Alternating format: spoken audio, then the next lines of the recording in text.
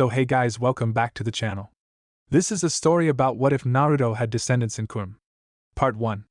If you guys enjoy this what if, and you want to see part 2, comment down below.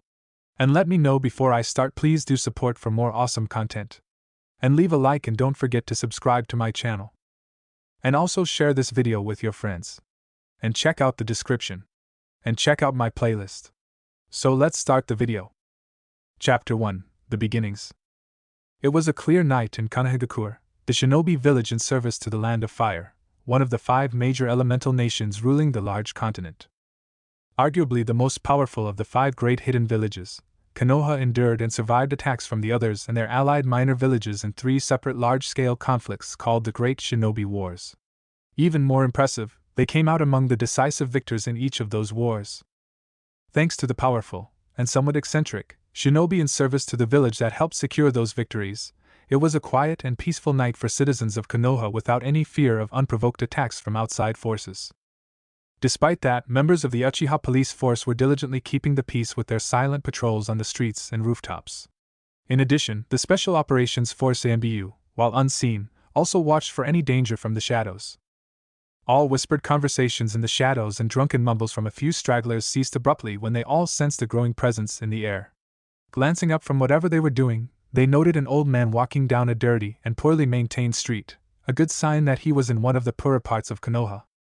He looked as if he already had a particular destination in mind, with his wizened face set in stone, and his dark eyes never wavering.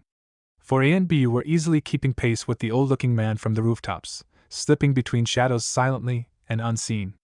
It wasn't because they considered this man a threat like one might think.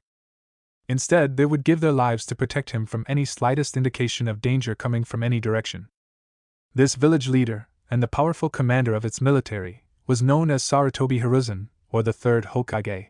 His large white haori with red accents flared out at the bottom as he walked more like gliding silently down the street toward an old and decrepit apartment building.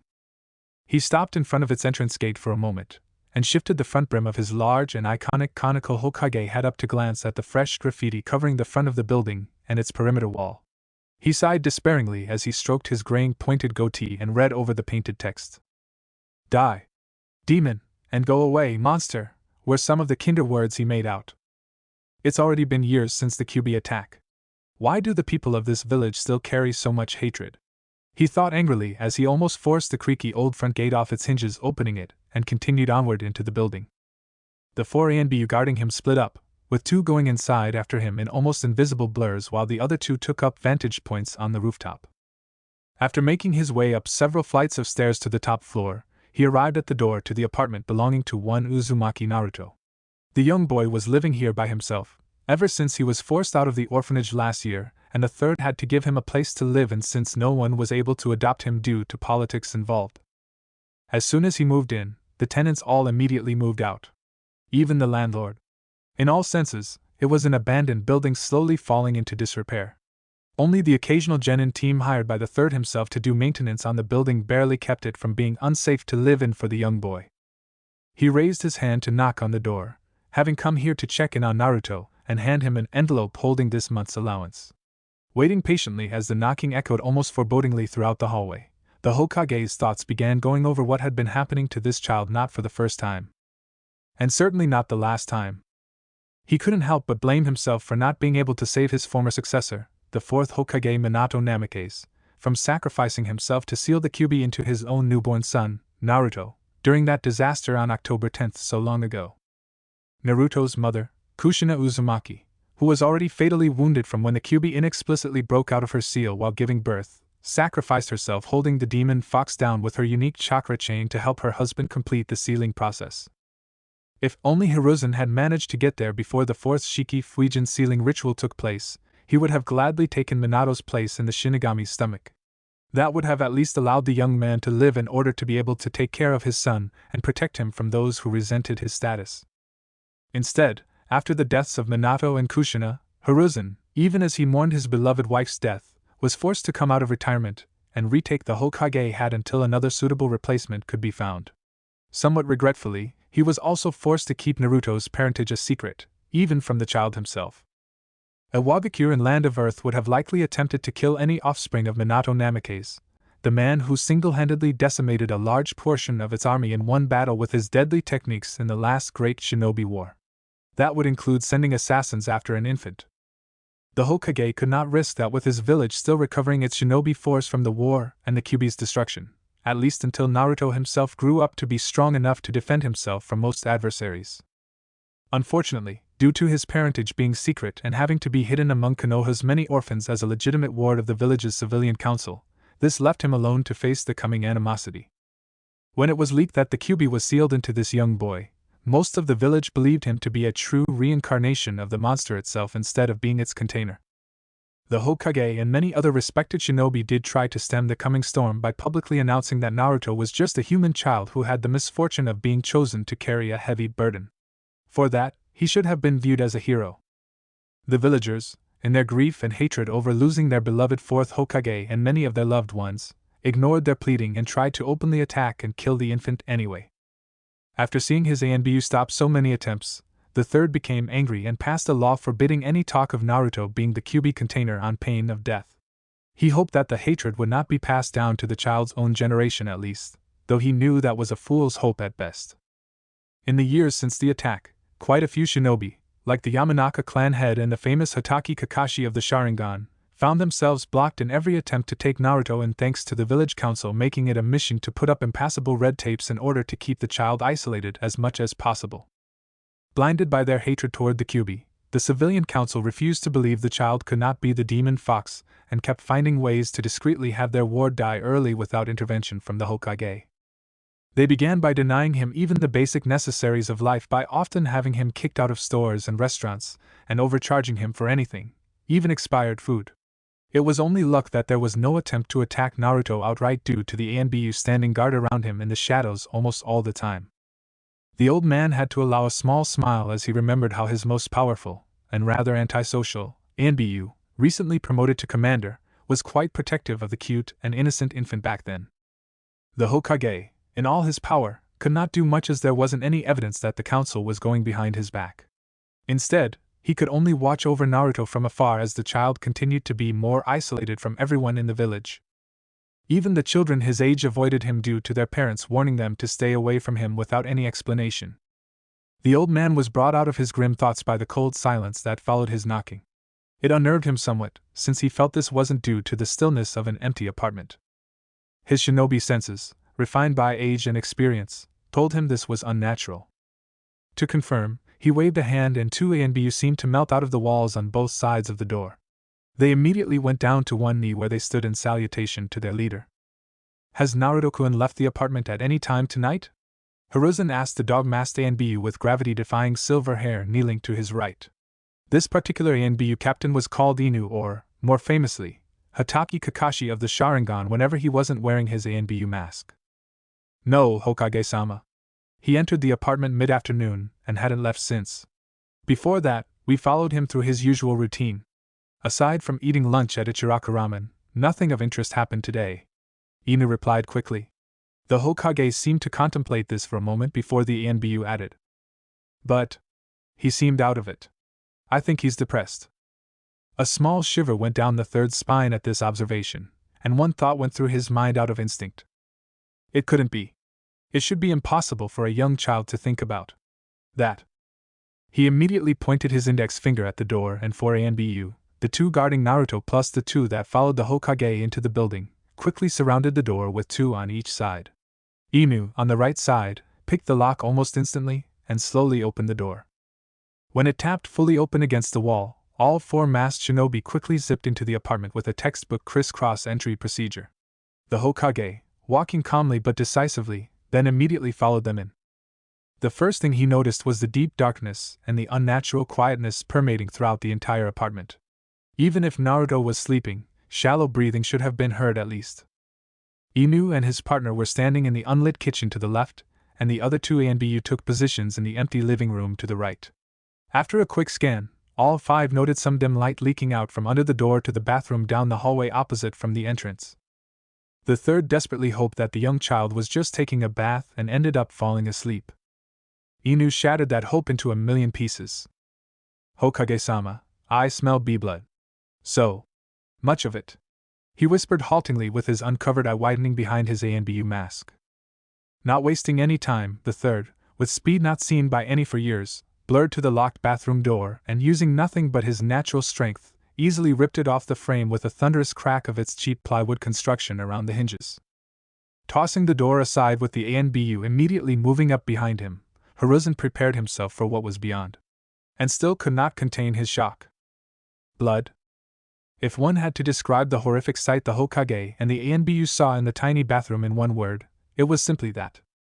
There was so much of that viscous life-giving liquid covering nearly every inch of this enclosed space in large splatters and blots. The cheap tiled floor was covered wall to wall with a thin sheen of bright red color, because the water overflowing from the bathtub diluted the blood. Also, next to the tub lay a rusted and chipped kunai, apparently discarded by a random shinobi long ago. It was nearly covered with a pointed tip in that viscous liquid as well. It was at this moment that the third made the grisly discovery. A blood-soaked blonde boy was slumped down in the tiny bathtub filled to the brim with red water. His eyes were closed, and his face was deathly pale with shallow cheeks. His left arm was sticking out over the edge of the tub, his limp hand hovering over exactly where the rusty kunai was located. The last thing to hit everyone was the putrid metallic smell of dried blood in this tiny space. The third had to choke back some vomit, and it was only thanks to his years of seeing death and gore on the battlefield. One ANBU with him wasn't as steeled against this sight and smell, and immediately took his mask off to vomit his last meal onto the hallway floor. Inu slowly removed his mask, revealing one wide eye and his mouth obviously gaped behind his face mask. He became still and unable to speak, not believing the sight. The last two ANBU stepped back in shock and had to turn away. They were all used to seeing this kind of scene involving adults, not a child so young like Naruto. Snapping out of his shock, the Hokage quickly moved to Naruto's still body and scooped him out of the bathtub, getting blood everywhere on his white and red haori, not that he even bothered caring. He cradled the small and fragile body to his chest as he checked for a pulse. It felt like an eternity, as he held his breath until he finally found one tiny heartbeat, but it was barely there. He then quickly searched for any cut on the neck or the arms to stop the bleeding. To his surprise there were none, not even a scar. Why? A small and weak voice barely reached Hiruzen's ears. The old man immediately stopped his frantic checking and looked at Naruto's face. What he saw broke his heart. Coldness, despair, and crushing emptiness were all he saw in this child's half-open eyes. Why didn't I die? I wanted to. The pale boy managed to whisper out. Hiruzen began to tremble, and he had to allow some tears out as he clutched the fragile boy tighter to his chest. His 4 ANBU couldn't stand to watch this and went off to pretend to check the surroundings while dealing with their own emotions. Naruto-kun, you need to tell me why you did this. The suddenly frail old man choked out. I'm tired of not being seen. I want to exist. Naruto tiredly whispered out before breaking down sobbing softly with an anguished expression. Each rack of the boy's sobbing form was like a knife stabbing directly into Hiruzen's heart. I see cut on my wrists. F4 times. Every time I go to sleep, but I still wake up. With no C cut. It must have been Kyuubi's chakra. How ironic. Your curse saving your life. The Hokage thought sadly as he watched Naruto slowly fade away into unconsciousness, now completely exhausted. At this point, he finally stood up, carefully wrapped up the naked boy with his ruined haori, and quickly carried him out of the apartment. He then made a beeline for the hospital with his best speed, and Inu was hot on his heels while the other ANBU remained behind to clean up and try to get over what they just saw. Next day at the hospital. The Hokage marched into the front lobby of the hospital with a tall boy by his side, both carrying grim expressions on their faces. This new man wore a regular Konoha outfit, with a heavy green long-sleeved shirt and a loose red cloth vest layered over the flak vest being the only variations. The Hittite was displayed on his forehead with clear pride, and he had his long dirty blonde hair tied into a high ponytail. His pale blue pupil-less eyes displayed determination, but also some worry. The receptionist gasped and stood to greet them with a nervous expression. A stern hand gesture from the third implied no greeting was necessary as the two men walked past the stunned woman to the stairwell.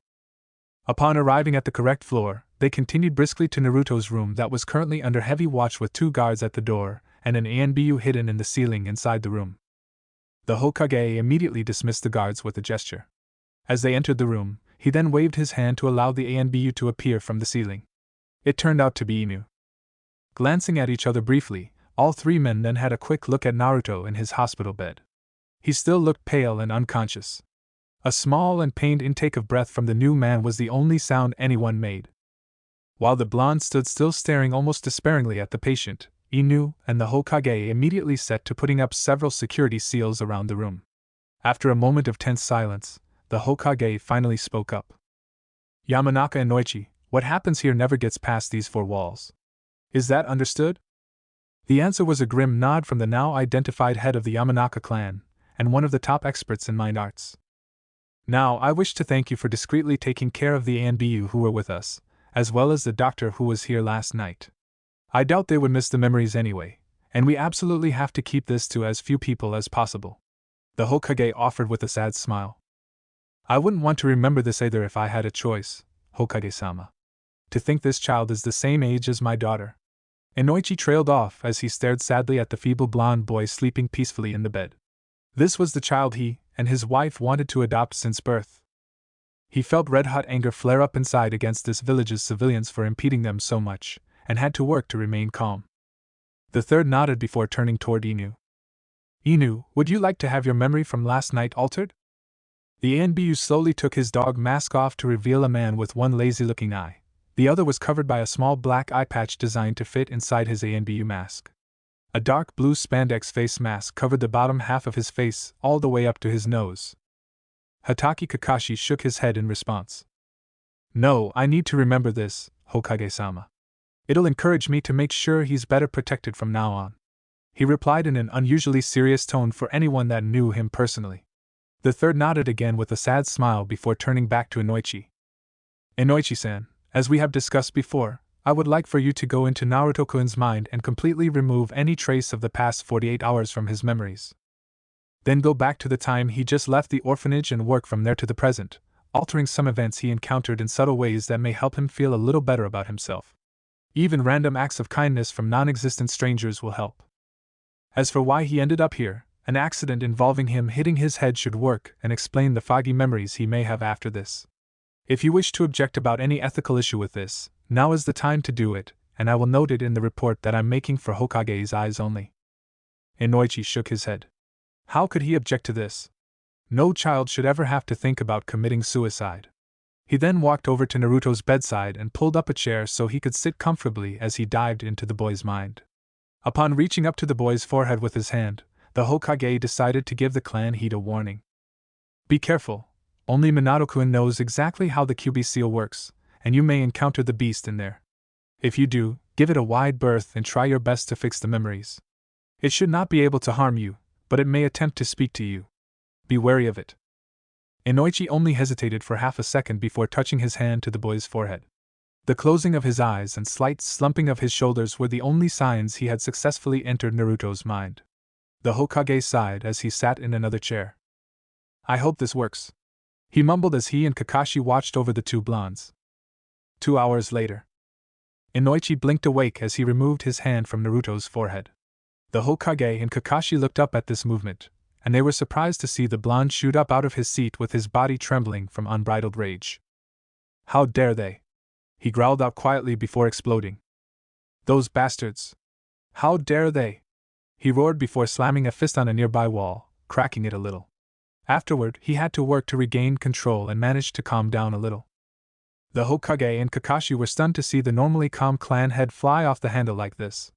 They decided to give the blonde a minute to calm down more. Did you see anything notable? Hiruzen finally inquired after an eternity of tense silence. Nothing. Absolutely nothing, Hokage-sama. Inoichi bit out. This odd statement confused the other men. That's the thing. This young child was never attacked. The worst they ever did physically were selling him bad food and throwing him out of stores and restaurants. Apparently they didn't see the point of directly harming him since it would most likely mean their death due to your law. The Hokage nodded for the blind to continue. Inoichi let out a pain-filled sigh as he stared down at the unconscious Naruto with trembling eyes. They just acted like he didn't exist. They ignored him and cursed him anywhere he went. The only times he actually got positive attention was whenever he saw you or ate ramen with a middle-aged man and his daughter. He has been dealing with that ever since the first memory he could remember. I wonder which is worse. Physical harm or having your entire existence cursed and denied anywhere you went? The Hokage's expression slowly became grim as he began to understand what the clan head was getting at. Kakashi was now glaring intensely at a particular spot on a wall. After a moment of silence, the third finally spoke up. Do you think he did enough alternations that his mental state might have improved after this? It's hard to say, but in my study of his mind, he was so desperate for attention that a single encounter with a kind stranger boosted his belief in his existence exponentially. I created and scattered several encounters like that throughout the past year and altered some of the negative events he encountered to have somewhat better outcomes.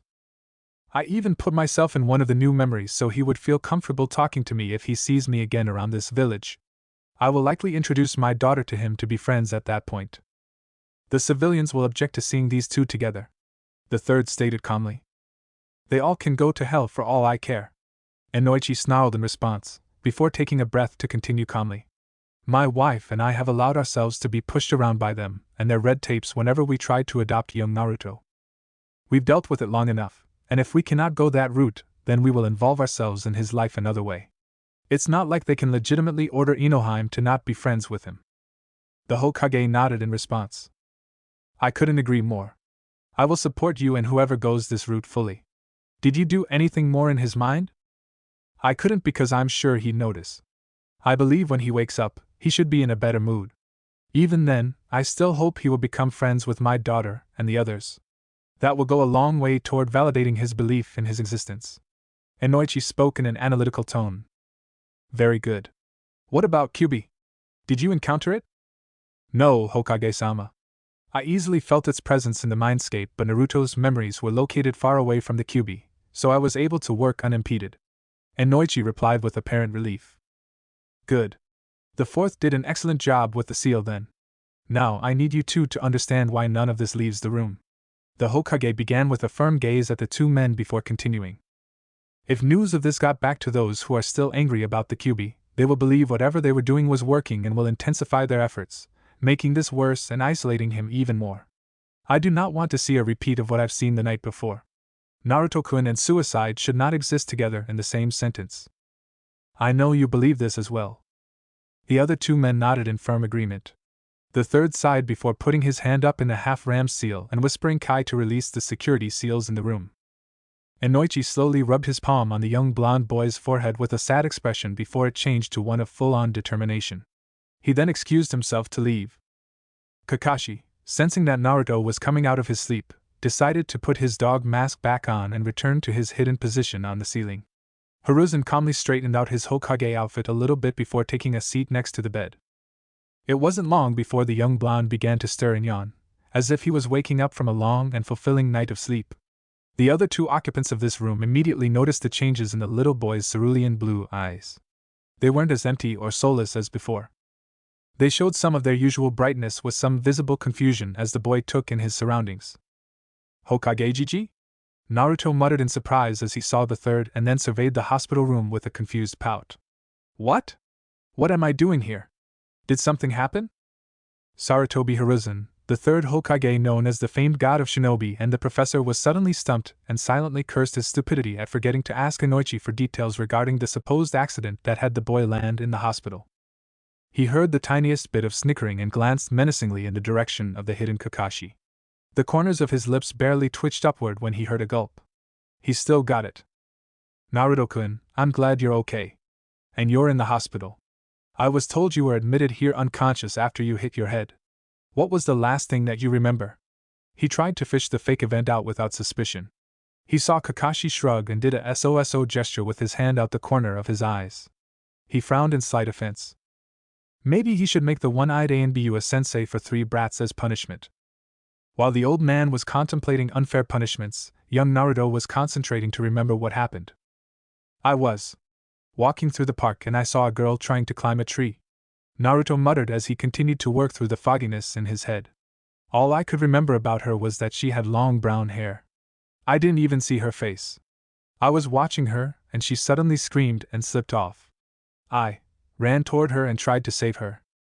I guess I hit my head when I jumped under her because that was the last thing I remember. The Hokage nodded emphatically while inside he was considering giving Inoichi more pay for this. A brown-haired girl in this village? Needle in a haystack. Still, he'd make sure the boy wouldn't needlessly look for the girl. That's right, Naruto-kun. That child and her father brought you in asking for you to be admitted. That was 2 days ago, and you have been sleeping since then. That was a rather nasty lump you had on your head. The Hokage continued to spin off the event. He saw Naruto brighten up considerably at this act of kindness, which made his heart clench painfully. Just how deep was his need to be acknowledged? Is she still around? The child inquired hopefully.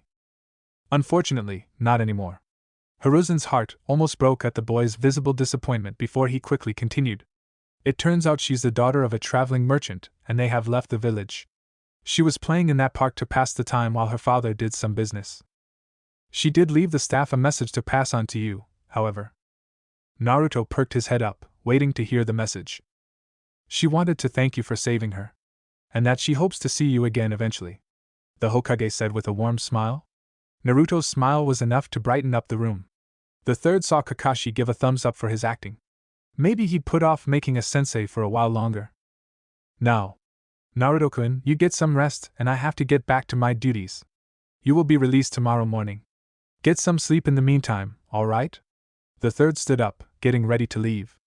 Naruto gave an enthusiastic nod, his smile still plastered on his face as the old man stepped out and closed the door. Kakashi immediately appeared at his side. Keep an eye on Naruto-kun and let me know of any change. In the meantime, make a list of the stores and restaurants that kicked him out or overcharged him. I will personally take care of them. We're going to make sure things improve, if only a little, for him from here on. The Hokage dictated to the ANBU. The dog-masked man nodded as he took an orange book out of nowhere to begin reading it. The third suddenly put on a grin with a small blush on his cheeks. So, have you gotten to that part with Ami-chan yet? Kakashi let out a perverted giggle. That was the best so far, Hokage-sama. I wonder how Jiraiya-sama got the research material for that? Suddenly, the temperature in the hallway chilled a few degrees. Both men noted this and looked around to see several angry female nurses and patients glaring at them as if they wanted them to combust on the spot. The two men gulped and quickly sunshine out, lest they suffer the women's wrath. Back in Naruto's room, the still smiling boy let out a long sigh as he watched the Hokage close the door. His fake smile faded like a wisp from his face as he leaned back into his bed. He could feel his crushing depression and shame crash over him like waves. Sorry. Whatever you did in my head, I still remember everything. It didn't work in this. Still hurts so much. The blond boy trailed off, with his bright blue eyes dulling to near darkness as he curled into a ball and began shaking with silent sobs. Soon at Yamanaka Flowers, Inoichi let out a weary sigh as he took his shoes off in the entranceway of his home. A beautiful brown-haired woman with almost gem-like hazel eyes appeared to greet her husband with a chaste kiss. How was your day, darling? They called you away so suddenly? Yamanaka Kana asked with some concern at her husband's bedraggled expression. I can't tell you since Hokage-sama declared this a village secret. I'm sorry, Mai. Kana nodded in understanding, knowing this was quite serious. Inoichi's expression then turned determined. However, whatever happened today has finally convinced me to get off my ass and really do something about our blonde comrade, he said resolutely. Since there were so few blondes in this village with many coming from their clan, Kana and Inoichi took to calling Uzumaki Naruto their blonde comrade. It was one of their favorite inside jokes. Kana was surprised to hear this and frowned. She was sharp enough to know the secret had something to do with Naruto if Inoichi just brought him up out of the blue, and that it was bad enough to shake her usually composed husband up. She was coming to many conclusions, all of which she didn't like at all. How? The morons running that orphan's office have blocked us at every avenue whenever we tried to adopt him. If only Hokage-sama would just use his power to force it through. You know, if he did that, then his political enemies would use this to go to the fire daimyo and raise a stink. The Hokage may be in charge of the village, but the daimyo still carry more power than him. He's also a civilian and will likely side with those bastards if they present a convincing argument. All this will result in Hokage-sama losing political credibility and power. As much as I want to do something for young Naruto, we can't risk this with that old war hawk Danzo chomping at the bit. Fucking politics. Kana spat out quietly with a nasty scowl, irritated enough to curse. Inoichi smiled and put his hands on her shoulders to kiss her forehead, getting a pleased hum out of her. All we can do is bide our time and wait for the opportune moment. Shikaku and Chuza definitely do not like this either, and neither do most of the other clan heads, too," he muttered before smirking ferally. "Which is why when the moment comes and it will attack ferociously. Danzo and the others will not be able to do anything, and they'll be lame ducks before long." Kana grinned devilishly and hugged her darling tightly around his waist. "You know that kind of talk is a big turn-on for me," she murmured slowly before kissing him softly. "In the meantime, the adoption route isn't working. We'll have to go another way," the blonde man declared as he moved out of the embrace and stepped into the living room. "What are you thinking?" the brunette asked softly at his side and saw that he was gazing lovingly at the living room's large bay window overlooking the street in front of their ground-floor flower shop. Sitting on its cushioned surface was an adorable young girl with shoulder-length pale blonde hair staring out at a lone cloud high in the clear blue sky. She was swaying her head gently side to side and humming a nonsensical but happy-sounding tune. "Friendship," Inoichi declared quietly with a prideful expression he reserved only for their beloved daughter. Kana grinned even more devilishly than just a moment ago as she hugged her darling's right arm tightly to her ample chest. "That brain of yours is why I married you, my darling," she whispered into his ear seductively. Her husband grinned roguishly down at her, making her shiver with excitement. "Only that, my beautiful home? I suppose your devastatingly handsome looks and wonderful personality are nice bonuses too." They chuckled, getting one young Yamanaka Ino to stop her humming and turn her head to find her parents standing in the living room's doorway staring and smiling at each other in a way that usually resulted in her having to leave the room for some reason. The cute blonde girl frowned briefly at the couple for interrupting her super awesome fun singing time with their adult things, and turned back to follow the lone cloud with her striking pale blue eyes. She began humming again with a bright grin. She never bothered to notice her parents sneaking away for a small dose of their own fun. Land of Wind. At around the same time in Sunagakure, the shinobi village protecting the Land of Wind, one 8-year-old Sabaka no Tamari was walking down a street with her family. She had dirty blonde hair done up in 4 separate ponytails, giving her a unique hairstyle easily recognizable by many. She wore a simple but expensive-looking dark blue kimono that brought out her teal eyes, and she was carrying a small ornate fan in the sash. It was a memento of her deceased mother. Sabaka no Kurura passed away after giving birth to her youngest brother, Gara. Tamari still never forgave her father along with the 2 elders of the village council for the circumstances that led to her beloved mother's death. On her left was her 7-year-old brother, Kankuro. He had brown hair, wore a simple t-shirt and cargo shorts, and he had a nice face. He would like to have an easy time getting women to notice him in the future if she didn't have to wonder about his growing obsession with creepy puppets and makeup. On her right was her brownish red-haired father, the Yandame Kazakage of this village in his full Kazakage robes. Despite his somewhat short stature, there was no denying the power that radiated from him. His ability to draw out and control gold dust from anywhere in the environment around him was the only reason the village hadn't gone bankrupt in the years since its massive losses in the Second Great War. All this was also in spite of the Wind Daimyo beginning to send more missions to their current ally, Konoha, due to its lower rates. Next to her father on the other side was her youngest brother who just turned 6, Gara. He was basically a mini version of the Kazakage, with short and shaggy dark red hair and the same blank expressions on their faces. They even shared the same black rings around their light green eyes, making them look somewhat like raccoons.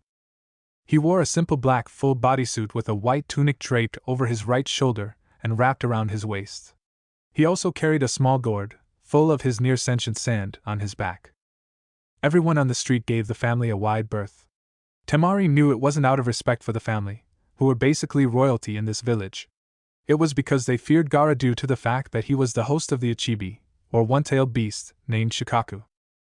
At the urging of the elders in the council, the Kazakage tried to increase the quality of the village's shinobi force to attract more business from the Wind Lord by sealing the Ichibi into Gara still in his mother's womb.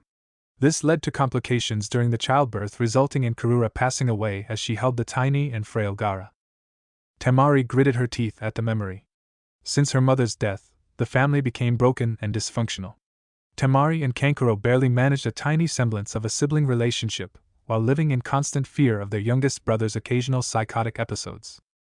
Their father became cold and distant, deciding to focus all of his attention on the village instead of his children.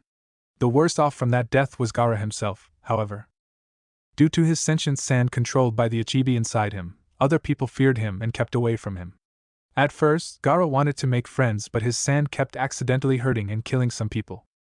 The longer this went on, the more desperate the red-haired boy got until he was finally broken some time ago by the betrayal of his caretaker, his mother's brother Yashimaru.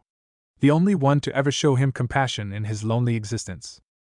From what Temari knew of that event, their uncle tried to kill Gaara out of revenge for his sister, and upon failing, he told the little boy that his mother hated him, cursing him throughout the childbirth until she died, and that his own father ordered the assassination attempt. That was what broke Gaara's hold on his sanity, and he had his sand crush his uncle to death. He then swore to live only for himself and went around validating his existence by killing at will. Since then, the village feared and hated him even more. Temari let out a sigh. How did her family become this fucked up? She didn't even understand the reason for this walk together. They rarely did anything remotely family-like since her mother's death. She hated her father, but wouldn't go against his wishes, so that was why she was walking among them, ignoring the villagers' stares. Out of nowhere, she heard several soft thuds. What was that? She looked to her right to see some embedded into Gaara's suddenly raised sand wall, their sharp tips inches from his face. He wasn't expecting that, and suddenly screamed in surprise and rage. His sand then flared up and quickly shot for a rooftop close to the Sabaka family. In response, the Kazekage immediately shoved Temari and Kankuro into a nook between two buildings with a muttered warning to stay there. Gaara's shrill screams continued to fill the air as everyone around them panicked, and immediately retreated into their buildings or hiding spots. The last thing Temari saw before entering the nook was Gaara-san dragging a surprised Suna shinobi down off the roof of a nearby building by his leg, his face frozen in terror. The blonde girl noticed offhandedly that the Kazekage had already taken his stance calmly, almost too prepared for this sudden attack. It was as if he had been expecting this. As she hid in the nook with Kankuro with her whole body trembling at the rising killing intent in the air, she instinctively wrapped her arms around her similarly trembling brother in a feeble attempt at protection. It wasn't long until Gaara's screams stopped. After a moment of hearing the soft sounds of shifting sand and groaning, the two children almost considered peeking out of the nook to see what was happening. That notion was immediately shot to hell. Loud and blood-curdling screams of terror and agony filled the air, and the two poor children trembled even more. Temari could smell the scent of urine coming from Kankuro, but she paid it no mind. She wouldn't blame him since she was about to piss herself in terror too. Suddenly a sickening ripping sound was heard even over the shrill screaming, and there was a wet thump somewhere. One more incident of such disgusting noise followed another few seconds later. The agonized screams were no more by this point, so the third ripping sound, longer and even more revoltingly wet this time, was burned into Temari's memory forever with total clarity. Trembling, she finally spared a glance at what she could see outside the nook. There was nothing but an empty and dusty street from what she could see. She would regret her decision to look outside a moment later when she saw an apparently discarded corpse suddenly land in front of the nook with a wet thump as if it was a gift to the children trapped inside. Only that it wasn't a whole person. His left arm was missing, leaving behind a bloody socket, and his body was ripped in half at the waist, allowing her to see the insides spilling out. She also easily noted his spinal cord with some tendrils of nerve sticking out at its torn end, as if they were searching for the other half of the body. Despite this being only a half of the body, there was so much dark red blood pooling under the remains, soaking into the dusty dirt covering the street.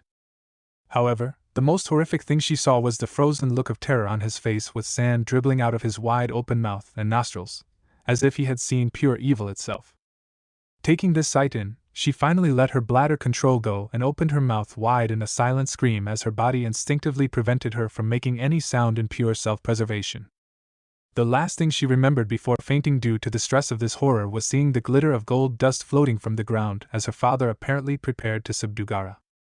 The last thing she heard in the darkness enveloping her somewhat lovingly was her youngest brother's insane cackling. Somewhere in an abandoned laboratory in Land of the Sea. Okay? Wake! Was all the 12-year-old Mitarashi Enko heard through the fogginess of her consciousness as she slowly woke up. She felt some light slapping on her right cheek. Her light brown eyes hurt as she opened them slowly to see a dim light directly overhead. She could barely make out two moving outlines at her sides. "Wah!" was all she could manage to say before she was struck silent by her sudden inability to move her limbs. "Don't worry. We'll get you out of this. Just remain calm." One of the two outlines spoke in a soft feminine voice. "Why should we? She's that traitor's whore. We should just cut her throat and be done with it." The other outline growled in an angry male voice before the female hushed him harshly. "Wait. What? Where's sensei? Last thing I remember was when I was leaving with him on our training trip. Enko thought as she tried to get up again only to be restrained by something. She shifted her head down for a look at her body. What she saw shocked her so much she shrieked loudly. She found herself completely nude and strapped to a cold metal table, her arms and legs restrained in a spread eagle fashion. She panicked as she strained and failed to cover herself up instinctively. So complete was her terror that she failed to notice that her body looked more grown up compared to when she left with her sensei. Get her something to cover up now, the female outline hissed at her male counterpart. Why should a fucking traitor care about her mod dash? Was all the man retorted before the female struck him hard on his masked face. It was a thunderous crack echoing through the large room, and it actually made Enko pause briefly in her struggle. That was an order. Is that understood? The female's whisper was low and deadly. Obviously the male outline responded with a nod since the woman continued even when Enko didn't hear any vocal reply. After you find something for her, do not say a single word for the rest of this mission or I will have you up on insubordination. The female ground out through gritted teeth over the young girl's continued whimpering. The stunned male silently bowed and left Enko's line of sight. The young girl continued to whimper and struggle at the restraints even as the female-voiced outline tried to shush her gently while working to free her. After a long minute of struggling, Enko was finally freed of her restraints. She then immediately curled up into a fetal ball and began to sob loudly with the female outline trying to soothe her with a gentle hand on her back. At this point, the male returned with an old discarded blanket found somewhere else in the lab. He then quickly left the immediate area to stand guard while his female squad leader spoke to the young girl. After what seemed to be hours, but actually just a few minutes of crying, the purple-haired girl finally regained her composure somewhat and stopped trembling, feeling less exposed with the blanket covering her. She slowly sat up to take a glance around and saw that she was in a large experiment room, apparently abandoned if papers strewn about and missing equipment were any indication. Even in the dim lighting, she could make out 9 other tables just like the one she was found lying on, and each had a corpse strapped to it. All of them apparently died not too long ago, and were beginning to show effects of decomposition. Was she the only one who survived whatever experimentation she went through? If that was the case, why was she left behind? Her eyes finally adjusted to the dim light, and she took a good look at her female rescuer.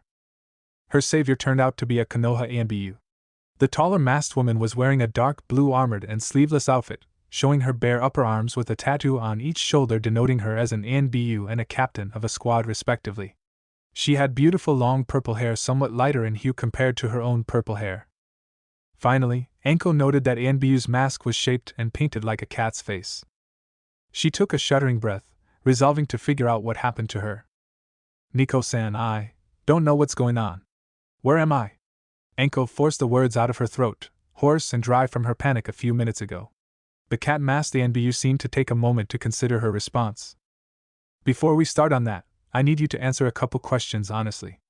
I'm afraid what you say now will affect what's going to happen to you from here on. I hope for your sake that you're innocent in this whole thing. She began in an even tone. Enko grew more confused but nodded anyway. First, what is your name and age? Midarashi Enko. I'm 9. Enko stated quickly, and the older woman was taken aback at that reply. She already knew who this girl was, so no surprise there. However, Enko definitely did not have the body of a 9-year-old from what she glimpsed earlier. This girl had already begun developing her bust and hips, plus there was an odd mark on the left side of her neck. However, the ANBU didn't sense any sign of lying. Okay. Enko-chan, what was the last thing you remember? She inquired, trepidation clear in her voice. I was on the road with Orochimaru-sensei. We just left Konoha in the middle of the night a few days ago. Nico was absolutely stunned to hear this. If this was true, this meant that this girl had the last 3 years of her life wiped out. She had to ask one more question and she'd decide if she would have to kill this young girl right now, or take her back to Konoha for more questions. When you left, did Orochimaru ever say anything about why he was suddenly leaving? We know it was a last-minute departure. Did you get an explanation? She asked with a slight edge in her voice as she subconsciously slipped her right hand into her leg holster for a kunai. Enko was puzzled at the lack of honorifics for her sensei but paid it no mind. Sensei said that he was taking me with him on a long-term training trip and told me we were leaving at that time because he just felt like it. It was typical of him, so I didn't think much of it. Why do you ask? Did something happen to Sensei? Has he been captured and experimented on too? Sensing no malice from Anko as she heard genuine concern in these rapid questions, the ANBU let out a silent sigh of relief and moved her hand away from the kunai to put it on one of the young girl's hands. Anko-chan, I'm sorry, but there's no easy way to say this and I'm just going to let it all out now. You'll learn more about this while we escort you back to Konoha. The night you left with Orochimaru, he betrayed the village. He was caught doing inhumane experiments on kidnapped villagers and shinobi. He then escaped from Hokage-sama and Jiraiya-sama, and must have taken you along at the very last minute. He then apparently fed you lies about his reasons for leaving. If you had admitted knowing about his betrayal at any point up till now, I'd have killed you right now for treason instead of simply questioning you. The cat-masked ANBU spoke, her heart breaking as she watched the young teen's face change from confusion to shock, then to absolute betrayal. She had to continue before she lost her resolve. That's not all. He apparently thought of you as an experiment, not his student, because he used you in whatever this was.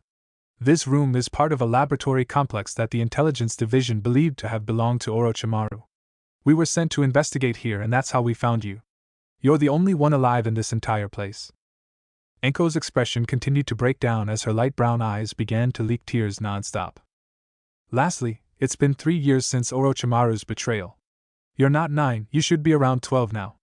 The ANBU quickly got out as she watched Anko's spiral into total despair with sympathy. The young girl couldn't believe it. Her sensei, the one she looked up to and admired for years, used her and threw her aside like a piece of trash. She lost 3 years of her life. Worst of all, she's been associated with a traitor, and she now feels dirty and tainted. After a few minutes of trembling and sobbing, she turned her despair into pure and unrestrained rage. I'm going to kill that son of AAHHHH. She suddenly cried out at the top of her lung, unable to bear the pain of what felt like red-hot fire growing throughout her body as she clutched futilely at the strange mark on her neck. She slumped back onto the table and started thrashing all over it in pure agony. The shocked ANBU tried to hold her down and immediately stuck 3 of her fingers into the girl's mouth, preventing her from biting her tongue in this pain. She then noticed the strange mark on the girl's neck glowing red, and it seemed to be wriggling around a little. Another loud scream of agony ripped through the abandoned base and the sea surrounding it. Kanahigakur, the Hyuga compound. The large Hyuga clan meeting hall was where the elders and leaders of both main and branch families met to discuss any issue about the clan or the village. Right now, it was filled to near full capacity with many members of both branches awaiting news about a special event happening now. The young clan heiress Hyuga Hinata was one of the many members kneeling properly on the well-polished main floor, her hands clenching tightly at the fabric of her richly appointed lavender kimono as she willed herself not to run away from the harsh scrutiny of her older relatives. The reason why she was nervous was because she was left alone, away from her parents who usually protected her from those that hated her shyness and gentleness. These were traits apparently unbecoming of a Hyuga heiress in the eyes of the more arrogant and prideful members of the clan. Ever since Hinata was born, all she knew was scorn from most of the clan's main branch for her kind nature. All Hyuga clan members were supposed to be strong and take pride in their clan being arguably the most powerful in the village, always competing with the Uchiha clan for that position. The fact that she hadn't shown the required amount of clan pride was a point of offense for the older Hyugas. Instead, she preferred to see herself as equals with others, including the branch members. This was a sore subject for many, especially when a branded branch member named Niji was clearly the clan's rising prodigy, not her or any one of the other main branch members. Meanwhile, the Uchiha clan head Fugaku already had a talented child in Itachi, who was just promoted to ANBU at age 10 and would make captain rank before long. The only solace Hinata got from the constant harassment by the entire clan she might be in charge of one day was her mother and father. Her mother loved her unconditionally and allowed her to be who she wanted to be. Her father, while stern in public, cared for her deeply and refused to take the elders' negative words about her to heart. She believed that she would survive even the most horrid treatment as long as she had the love and support of her parents. This day was grating on her already low self-confidence, however. Who knows, maybe this new child will replace that weak girl and we can finally have a proper heiress. She'll be branded and thrown in with the branch members she apparently adores so much. One elder was overheard speaking somewhat loudly. Several branch members in earshot, including young Niji and his father, frowned. This cruel banter was only a small part of all Hinata had to hear throughout the day, and her resolve was starting to break. However, she had to remain strong for her parents, who were currently occupied with giving birth to a new child. She knew she would be rewarded for her perseverance with having a younger sister to love and grow up with. She also hoped the bleak news about her beloved mother's condition would improve soon. Finally, after what seemed like eternity, the main doors to the meeting hall slowly opened to reveal one Hyuga Hayashi, Hinata's father. The entire hall fell silent with his presence, since being the powerful head of the clan demanded that respect.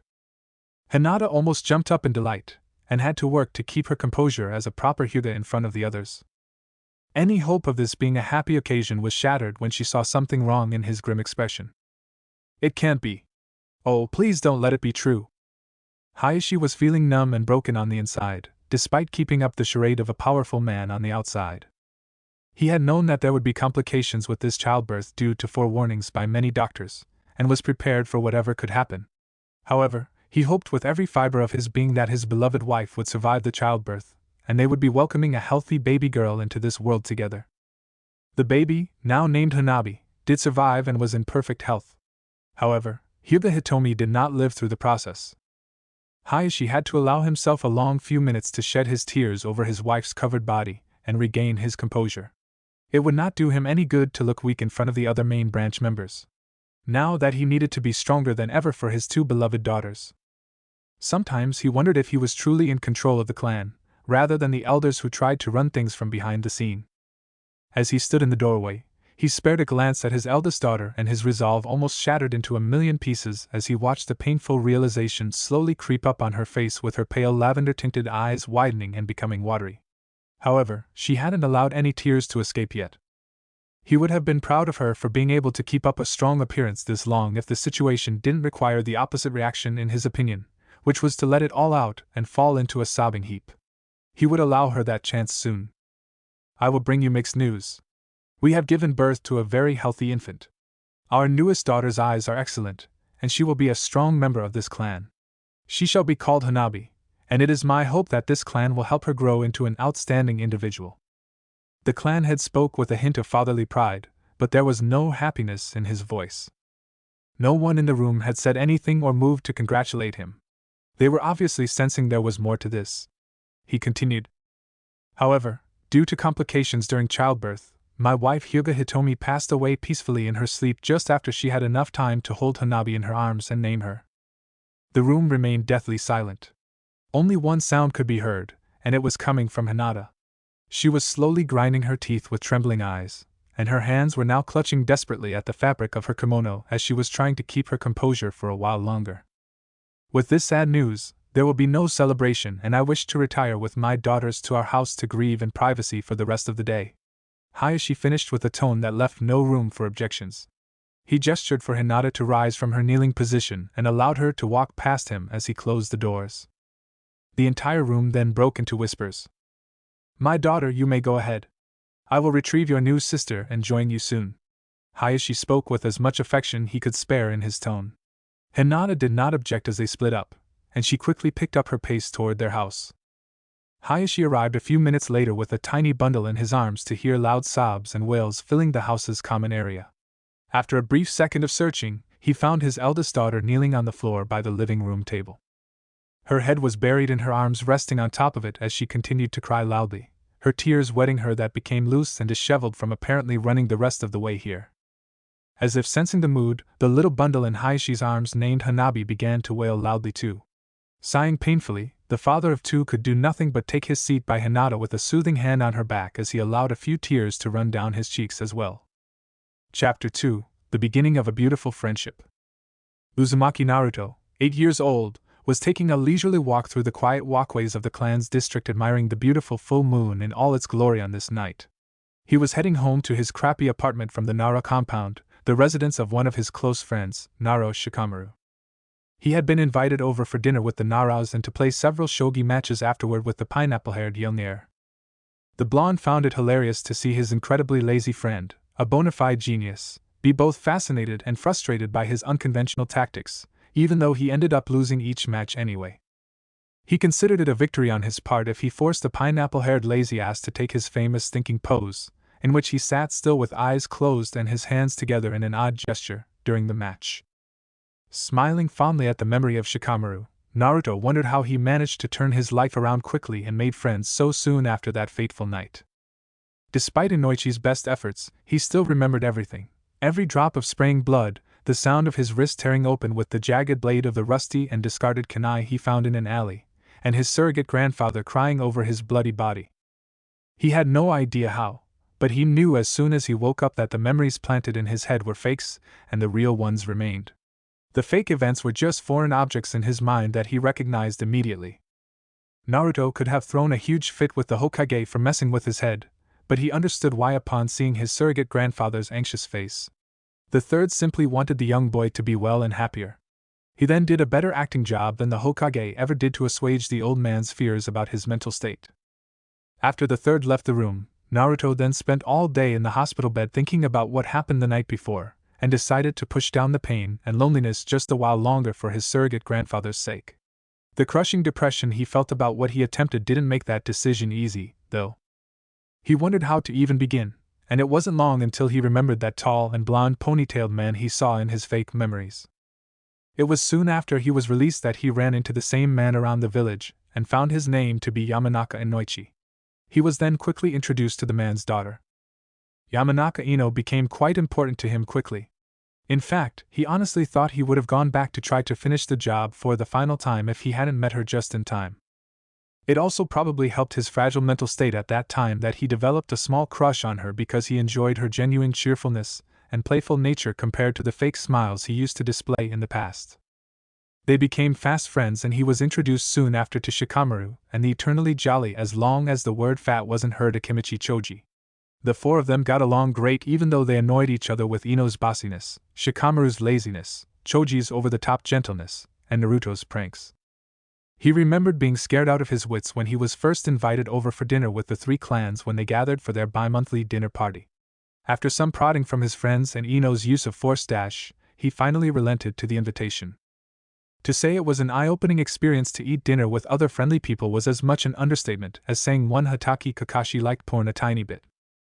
Naruto's social ineptness, especially his poor table manners, endeared him to the clans, and they took it upon themselves to beat some etiquettes and common senses about society into him whenever he came over with any of his friends. Yamanaka matriarch Kana and Nara matriarch Yoshino especially made sure he was well educated, much to his hidden chagrin. Choji's clan at least made sure he was well fed. Thanks to their hard work, he turned out to be a genuinely bright and friendly individual who had no issue with anyone as long as they didn't cause him any trouble. In the years since meeting those three kids and their clans, the blonde's quality of life improved considerably, and he found himself genuinely happy these days, despite still enduring the hatred of most of the village. Despite all that, it still took him a long time to truly pull himself out of the depression and guilt that came with trying to take his own life. But he felt lately that part of his life was finally over, and he could say that awful memory was just that. A memory, and he honestly could not imagine why he even considered it in the first place. To think, all it took was a curious girl declaring "let's play," to pull him from the very edge of the abyss. Pulling himself out of his thoughts, Naruto noticed he was near the Hyuga compound and gulped loudly. He never liked the entrance guard's white pupilless eyes following his every movement as he walked past, stony expressions seemingly forever chiseled onto their faces.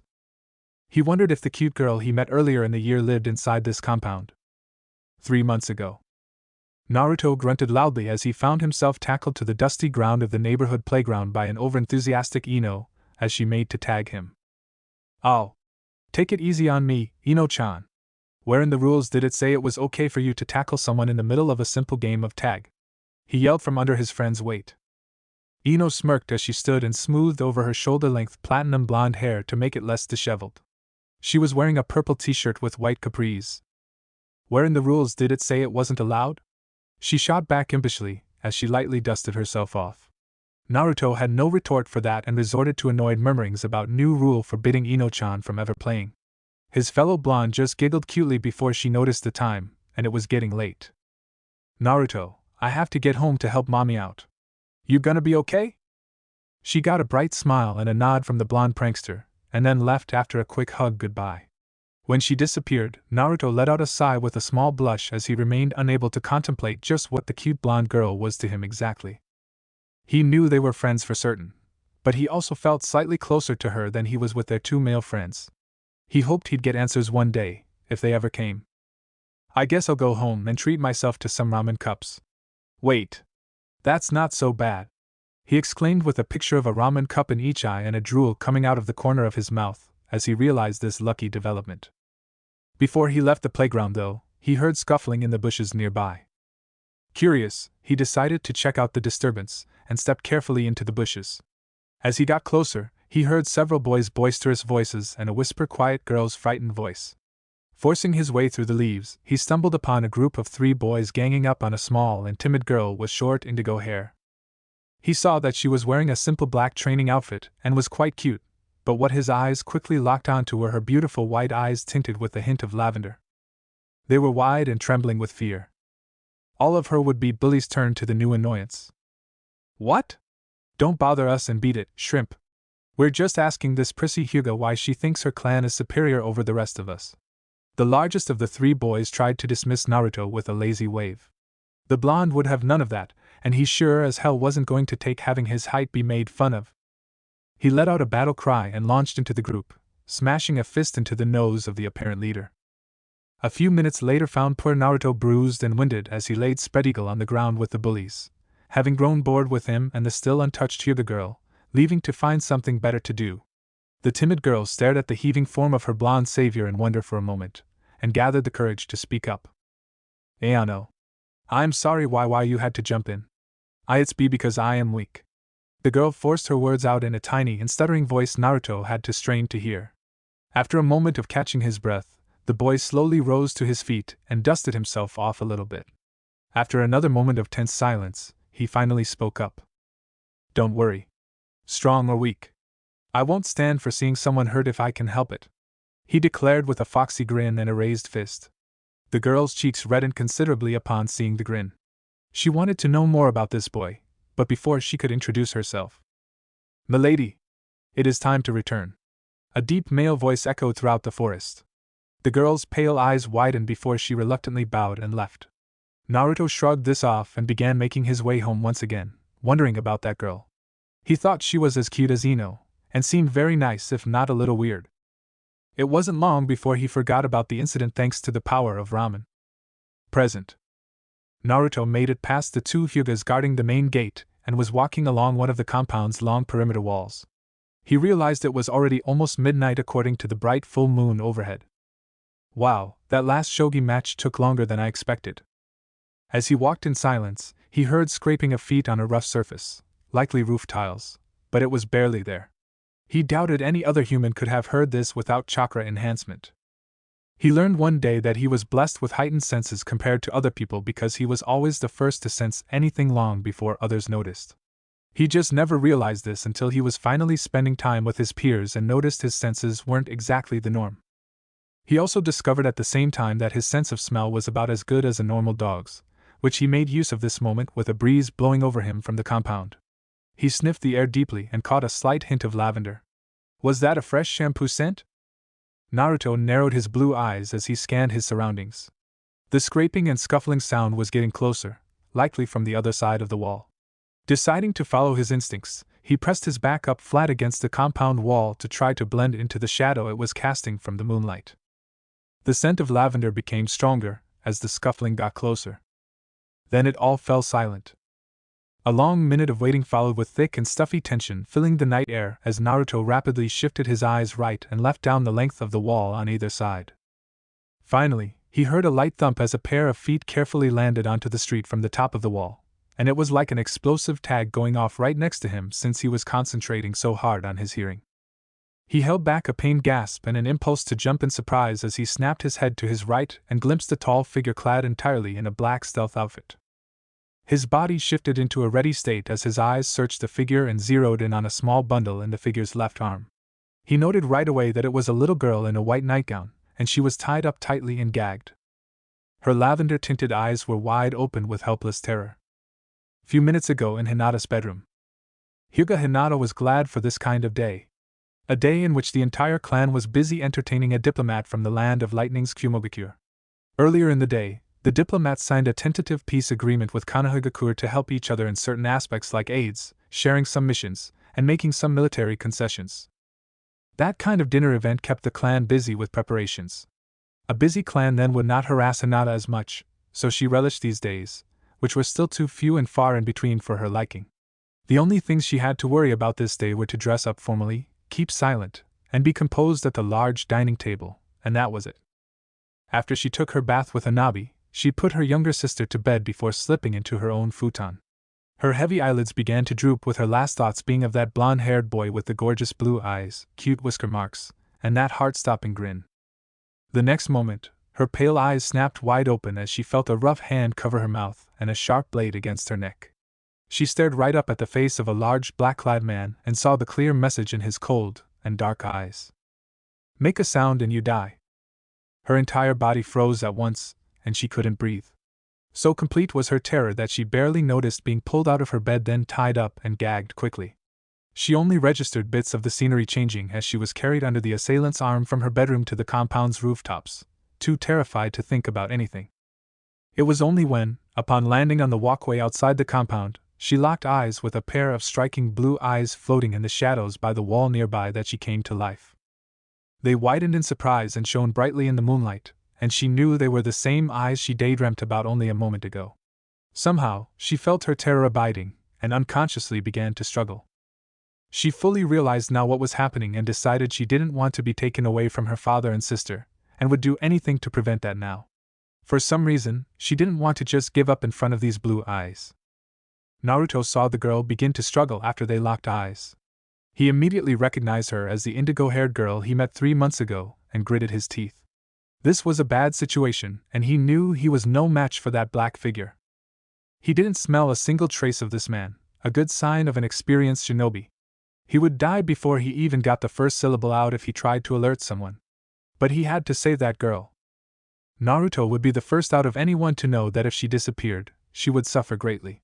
Having been through so much already by now, he wasn't going to allow that to happen to someone else if he could help it. As he watched carefully from his hiding spot, he noticed the shinobi was growing frustrated with the girl's struggling, and was getting quite distracted. This was his chance as he took a steady breath and reached for something he happened to glimpse lying on the ground by the wall. The black-clad man was growing irritated with the Hyuga girl struggling in his hold. Since when did she instantly grow a backbone?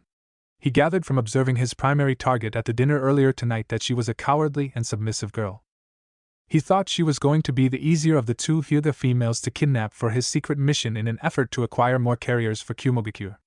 His disguise as a diplomat was a ruse in order to study the security of the Hyuga compound up close so he could attempt the snatch after he returned to his hotel room.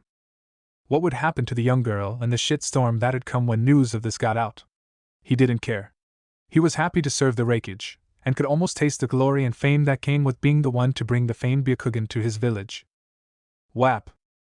That was the last thought he had before he heard a loud fleshly smack and felt pure agony like no other even in his long career as a shinobi filled his entire body all at once. Pain so great he almost swallowed his tongue in shock. He barely noticed that this ungodly pain originated mostly from a certain pair of balls hanging between his legs. The last thing he saw before his eyes rolled up toward the top of his head was a long piece of stick wedged tightly between his legs. Why? Is it there? A young blonde boy almost had to wince in sympathy as he finished taking a full-strength swing with the long and thick stick that he found nearby into the man's completely unguarded family jewels from behind. The nin slowly sank to his knees with a strained groin as his arms instinctively reached for his prized treasure, dropping the tied-up Hyuga girl in the process. Naruto was waiting for this and caught her before she hit the ground. At that moment, they locked eyes again and he saw tears of relief and joy dribbling from the girl's beautiful eyes. He ripped the gag out of her mouth, and she immediately buried her face into the boy's chest with happy cries of thanks. His cheeks warmed up at the praise and close contact. However, he had no time to think about this since the man would recover quickly. "It's all right. I'll get help for you," the blonde assured as he used some effort to carry the tied-up girl as far as he could from the man, who was still in a quivering heap. He then inhaled in all the air his considerably large lungs were able to take. "Oh aye. That guy in black's touching the pretty Hyuga girl in weird places," could be heard echoing throughout the entire village of Konohagakure. In an unrelated matter, all fathers of young girls suddenly felt compelled to check in on their precious daughters at this time, just to be sure. Hinata was stunned into silence with mixed feelings about this. She was blushing at being called pretty, but she was also embarrassed by the possible misunderstandings about having been touched in weird places. Whatever they were. Naruto only had to wait one whole second before he heard the thunderous crash of someone smashing through a solid wall. That was immediately followed by a man's loud and terrifying roar of pure primal rage from inside the compound walls. "Where is my daughter? I will slaughter you like an animal!" The entire compound lit up at once, and Naruto had to snicker. He figured something like this would happen after years of dealing with Ino's father and his overprotective nature. Apparently, this was something only a father and a daughter shared. With his sensitive hearing, he heard thundering footsteps zeroing on this location fast. Good, he and the girl should be able to get out of this uninjured. You, goddamn brat! I'll kill you! Startled, Naruto quickly turned around and instinctively pushed the tied-up girl onto the ground behind him. He only had enough time to see the man in black standing on shaking legs, with one hand clearly wrapped around his abused nuts and the other outstretched in front, before he felt a small twinge in his chest and heard a wet squelch. He then heard the girl cry out in terror from behind. Why was she screaming like that? At that moment, a tall and enraged pale-eyed man with long straight black hair leapt over the wall and landed between the two children and the surprised black-clad man.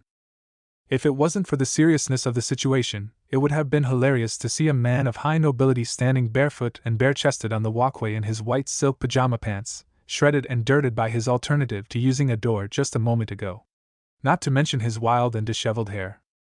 "You!" The new arrival growled out wrathfully as he caught sight of the kidnapper. Before the black-clad man could get a word out, the Hyuga man snarled and charged at the assailant with his Byakugan blaring. In under a second he struck multiple times with fatal precision as all chakra-enhanced strikes were aimed at the forehead, throat, lungs, kidneys, and heart. It was all over so quickly when the black-clad man fell, already dead, into a broken heap with so much dark blood pooling underneath that the moon reflected off it easily. Naruto had to admire the way that powerful man quickly dealt with the kidnapper. This man also had to be the girl's father too, from the relief clearly displayed in his eyes upon seeing the girl safe and sound, if only tied up for the moment. Though the blonde couldn't understand why they changed to extreme alarm upon shifting their gaze to him. Before he could say anything in greeting, his head instantly became light, his eyelids felt heavy, and it felt like he was falling slowly to the right. He didn't understand this. He should have been perfectly all right. Was this why the girl behind him was still crying out in anguish? He watched rather than felt as his body hit the ground in slow motion, first with his right knee, then his hip followed by the shoulder, and finally his temple tapped against the cold pavement of the walkway. He couldn't fathom why he wasn't able to move his limbs anymore now. Finally, after a moment of panicked confusion, he used all his waning strength to glance down at his twining chest and finally found the cause. A small kunai was embedded into the very center of it, almost up to the handle, courtesy of the black-clad man before his brutal death. It was this damn thing. I need to pull it out, he thought, clearly going into total shock. But no matter what he tried, he couldn't muster the strength to move even a finger. He needed to remove this bothersome thing so the girl wouldn't have to cry any longer than necessary. His eyelids drooped even lower, despite his best efforts to keep them open. He felt himself being gently turned and laid on his back. He finally took a good look at the Hyuga man that moved him. He looked like a stern and stoic man. However, at this time, he could see clear concern in the man's pale eyes with the veins bulging around them. He also could hear the man's quickened breathing, apparently trying to work on his grievous injury. He also glimpsed the tear-streaked face of the cute Hyuga girl he just saved standing behind the man, apparently freed from her bindings now. "Please. You need to stay alive," the pale-eyed girl cried out in anguish as her entire body trembled at the sight of so much blood gushing from the young blonde boy's chest. That was when it struck Naruto, as his breathing became shallow and his throat began to flood with blood, making each labored breath that escaped sound like a wet gurgle. His wound was definitely fatal. There was no coming back from this one, he was sure. He didn't even feel anything as he watched the man quickly pull the kunai out with a wet snick, ripped his shirt off, and wadded it up to apply pressure to the gushing wound. The man then shouted something unintelligible at some far-off location, apparently addressing other people that must have arrived recently. Naruto's last sight was the heart-wrenching vision of the indigo-haired girl's tear-streaked and grief-stricken face, still desperately imploring for him to stay alive with her beautiful lavender-tinted eyes. His last thought came before total blackness took him. Damn it. I'm not coming back from this one, and this time I don't want to go. Talk about irony. I wanted to be able to grow up and protect my friends, but I guess I won't be able to do that now. At least I saved that cute girl. That was better than most people could do. Hinata and Hayashi.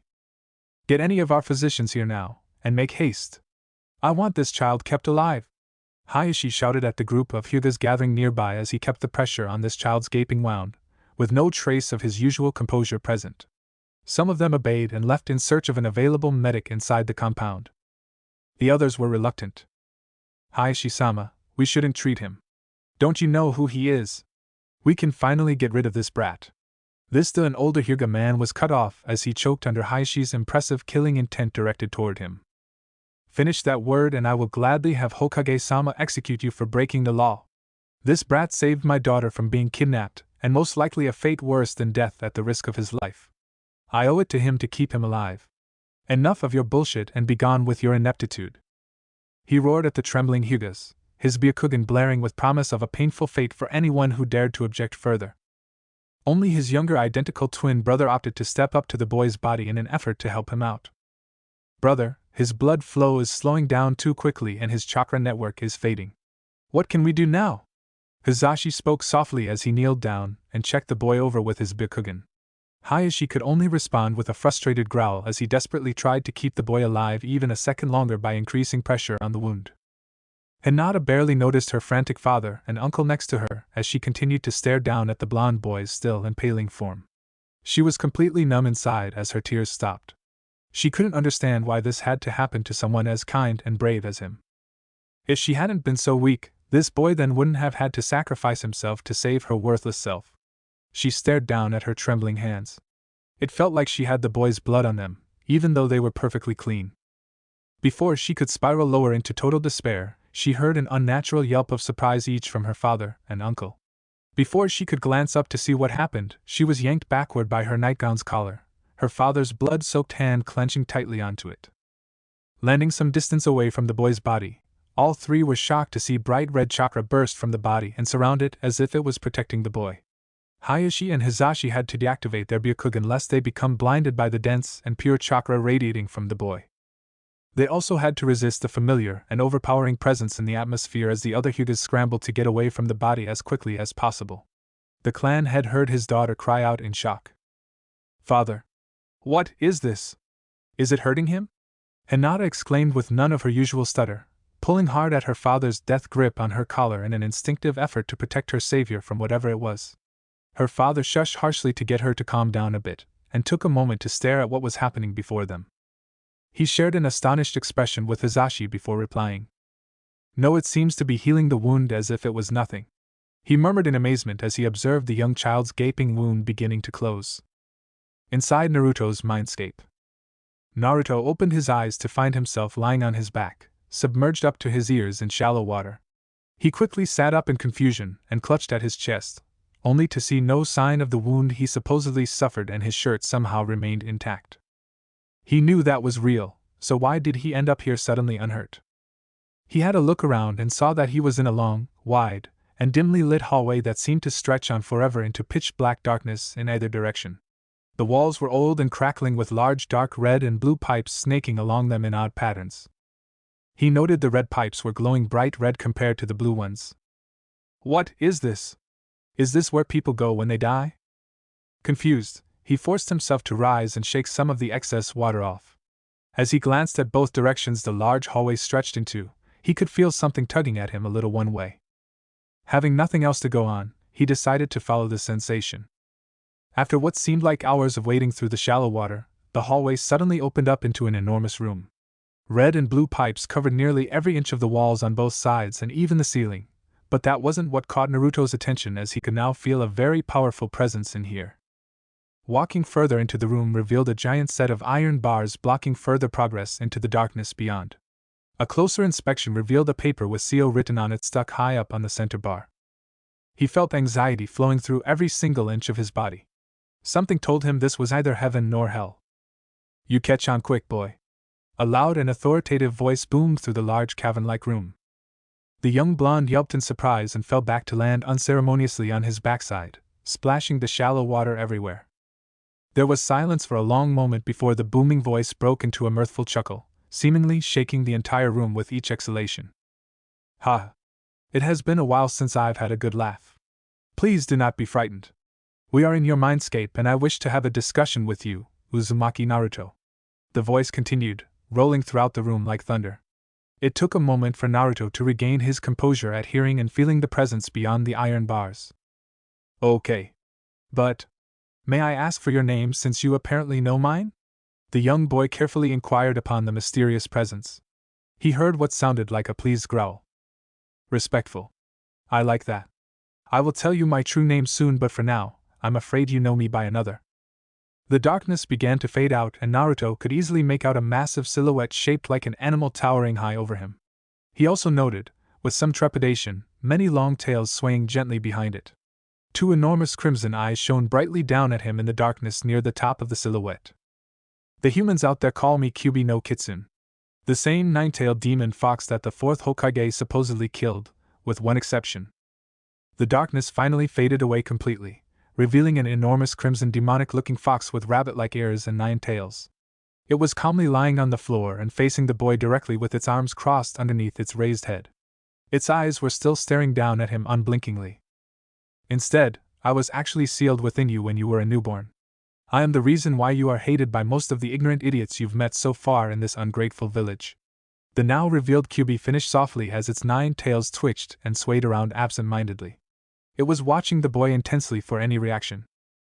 It took all Naruto had to keep from crapping his pants at the prospect of being face to face with the giant demon fox that the entire village feared and hated. Only reassured somewhat by the presence of the iron bars between the two, he regained his composure finally. As he gazed up at the fox, who seemed to be waiting for what he would say, he had to take a moment and think about what to say to this powerful entity apparently trapped within him. He finally understood why the villagers hated him so much, and, at first, he impulsively wanted to yell insults at the fox sitting beyond the bars for being the reason he lived a painful existence until recently. But would that have changed anything? Whatever put the fox into him already happened, and he already lived through the worst of the villagers' anger and hatred. Plus, those same villagers were morons for even believing him to be the demon fox itself in the first place, so he had no reason to care about what they thought of him now or in the future. He could tell things would continue to improve for him as he made more friends at this rate. And what if it wasn't the fox's fault it had to be sealed into him? He already learned of one lie when all of his generation and younger were told that Kyubi was actually killed. Right now, to him, it might not be such a bad thing having a giant entity sealed inside him.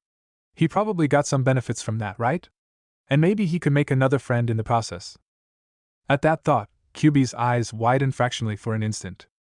After taking a long moment to quell the shock of this revelation, Naruto decided there was nothing that could be done to change anything right now. He decided to ask some questions before forming an opinion about his recently discovered tenant. Thank you for not calling me a prisoner. And yes, you did get some benefits from having a giant entity sealed inside of you. Kyubi suddenly spoke, as if the boy's thoughts were said out loud. Naruto flinched in surprise at that. Then remembered that he was in what the fox called his mindscape. It makes sense in this case. From those red pipes I see coming out from your side, you're kinda paying rent with some of your chakra, even if it was forced. The blonde replied sheepishly, pointing at the pipes lining the walls. The fox only gave a small grin, liking this human. He had a sharp mind being able to understand instantly what the pipes symbolized. So what happened that had me end up here with you? The last thing I remember before coming here was a creepy man in black killing me for saving a girl. I certainly had no idea you've been in me all this time till now. Naruto asked, looking up at the giant fox with a cocked head. When you were dying, I pumped some of my chakra throughout your system and it increased your healing rate exponentially. While I'm working on that, I decided to pull you into this room so we can finally meet face to face and have a discussion. It spoke with an annoyed tone on the last word, as if it was going to confront the boy about something. Naruto gulped, having a feeling he knew what Kyubi was pissed about. As if to signify the changing mood, the fox's massive tails began to move around a little forcefully, splashing the shallow water everywhere. Now, I would like to tell you about my end in regards to how this seal works between us. As long as I am inside you, my chakra is absorbed little by little into your body and I cannot break out of the seal at any time without killing you. The fox explained while pointing at the paper seal on the bar with one of its tails. While I'd admit I'm not too put out by that notion, I realized it's best for me to work with you and keep you alive until the end of your life this time. The reason for this is the seal connecting us both is designed so that if you died for any reason aside from old age, I'd die as well, and it probably would be long and painful, too.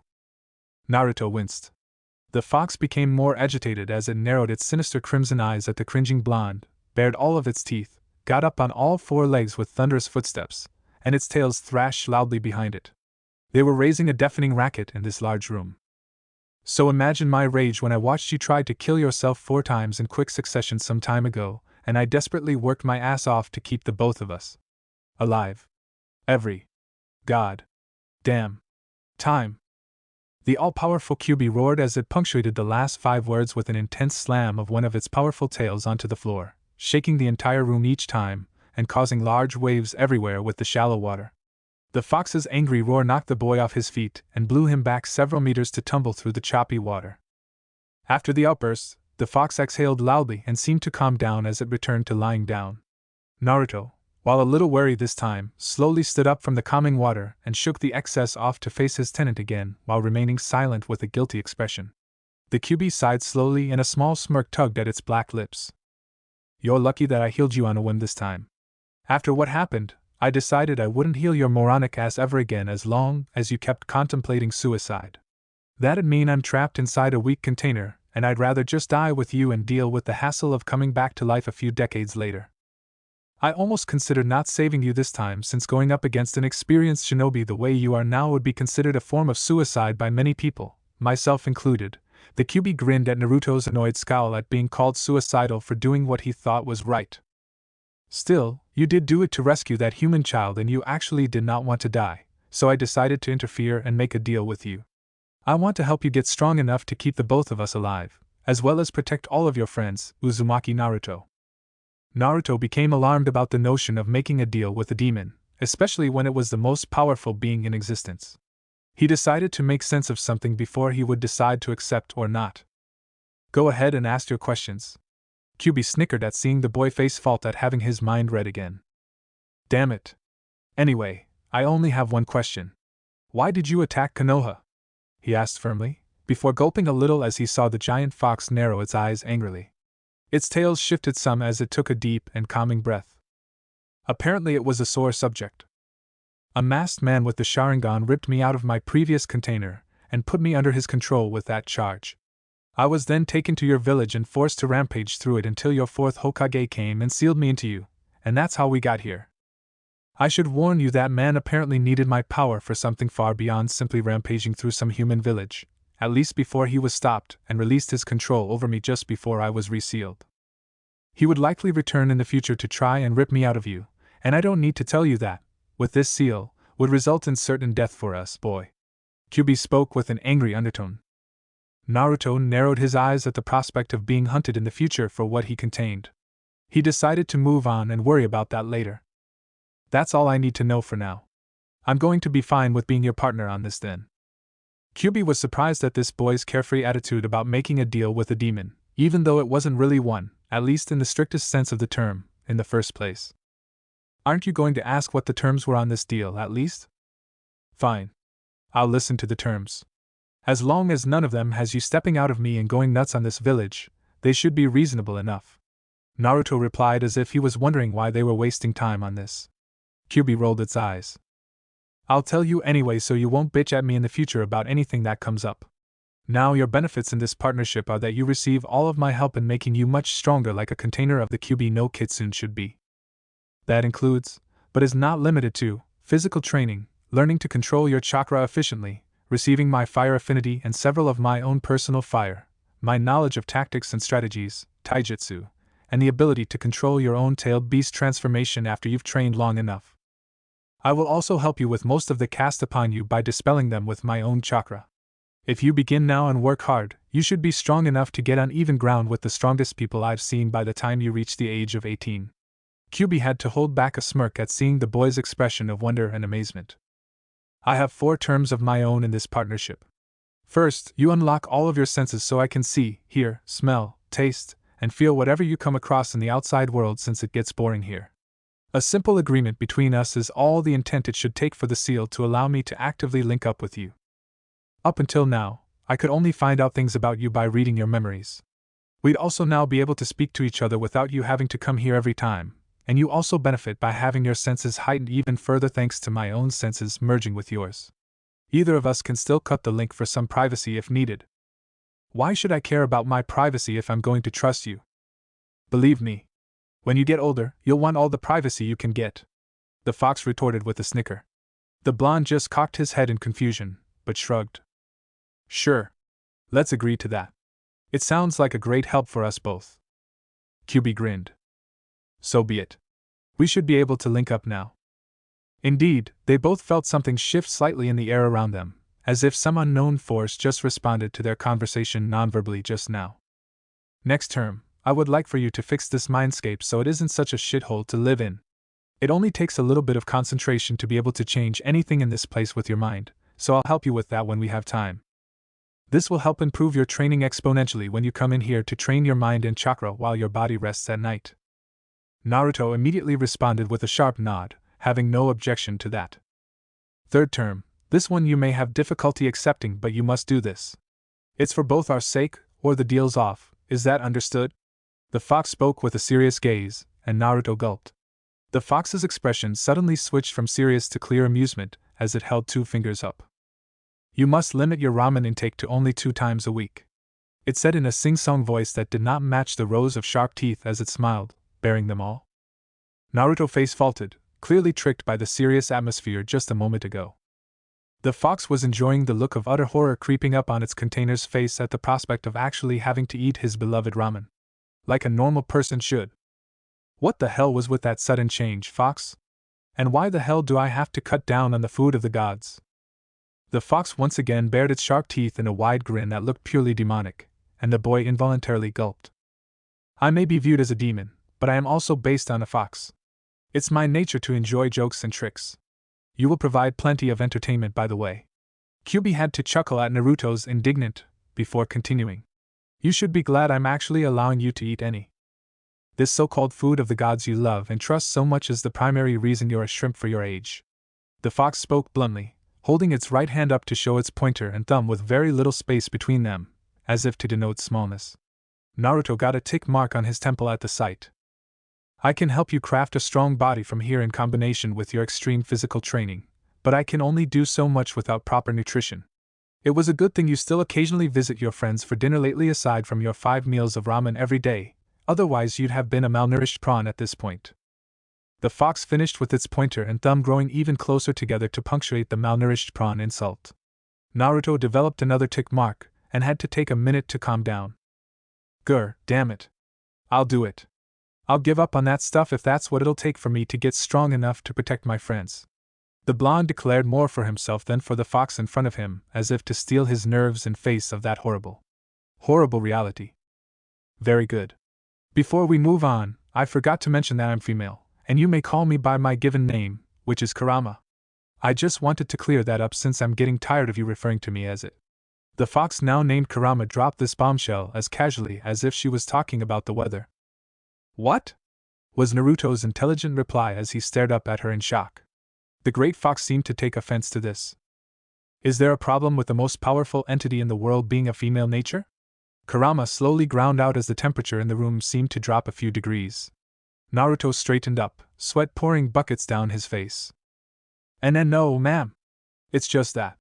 You have such a wonderfully deep voice, so that's why I was confused. The fox rolled her eyes with a sigh at the failed flattery. It's just the way I am. Do you expect a smaller version of me to pop out from some hidden curtain and say pay no attention to the tiny fox behind the curtain, with a squeaky voice? She muttered in a sarcastic tone, then sighed again at the boy's totally lost expression. She waved her hand dismissively. Never mind. It was just an old expression I picked up many thousands of years ago. Moving on. Naruto, this is the last term of our partnership. When I think you're powerful enough and ready, I want you to go hunt down and kill the man who took control of me and made me attack your village.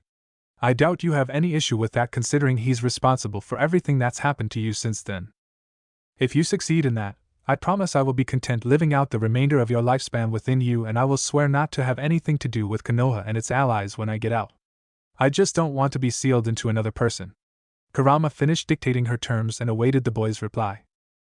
Before that, there's something I need to say to you. Naruto finally spoke with a serious expression after thinking for a long moment. The fox was wondering what he meant when her eyes widened at what she saw. The boy was now on his knees and hands, dunking his forehead into the water to touch the floor in a classic submission posture. Kurama, I am truly sorry for that time when I tried to take my own life. While I did not know you were sealed inside me at that time, it did not excuse the fact that I could have killed you as well. It was never my desire to drag anyone else into that. Also, I want to thank you too. You saved me. Because of that, I've been able to fix myself up enough to move on and work for a better life now. Naruto spoke in his most sincere tone possible. Kurama was so stunned by this display that she didn't say anything for a minute. She finally found her voice and growled with an annoyed expression. Get up from that pose and don't ever do it again. You are my container and partner, and you will not bow down that low in submission to anyone. Not even to me. Is that understood? She growled out. However, her face settled into a more gentle expression as the boy picked himself off the ground. But you're welcome and an apology is accepted. The blonde boy gave her a million-watt smile as he walked up close to the bars and stuck out his right hand out between them. Deal accepted. I expect you to work hard for me, Kurama-sensei. And I expect you to make me proud as my container, Uzumaki Naruto.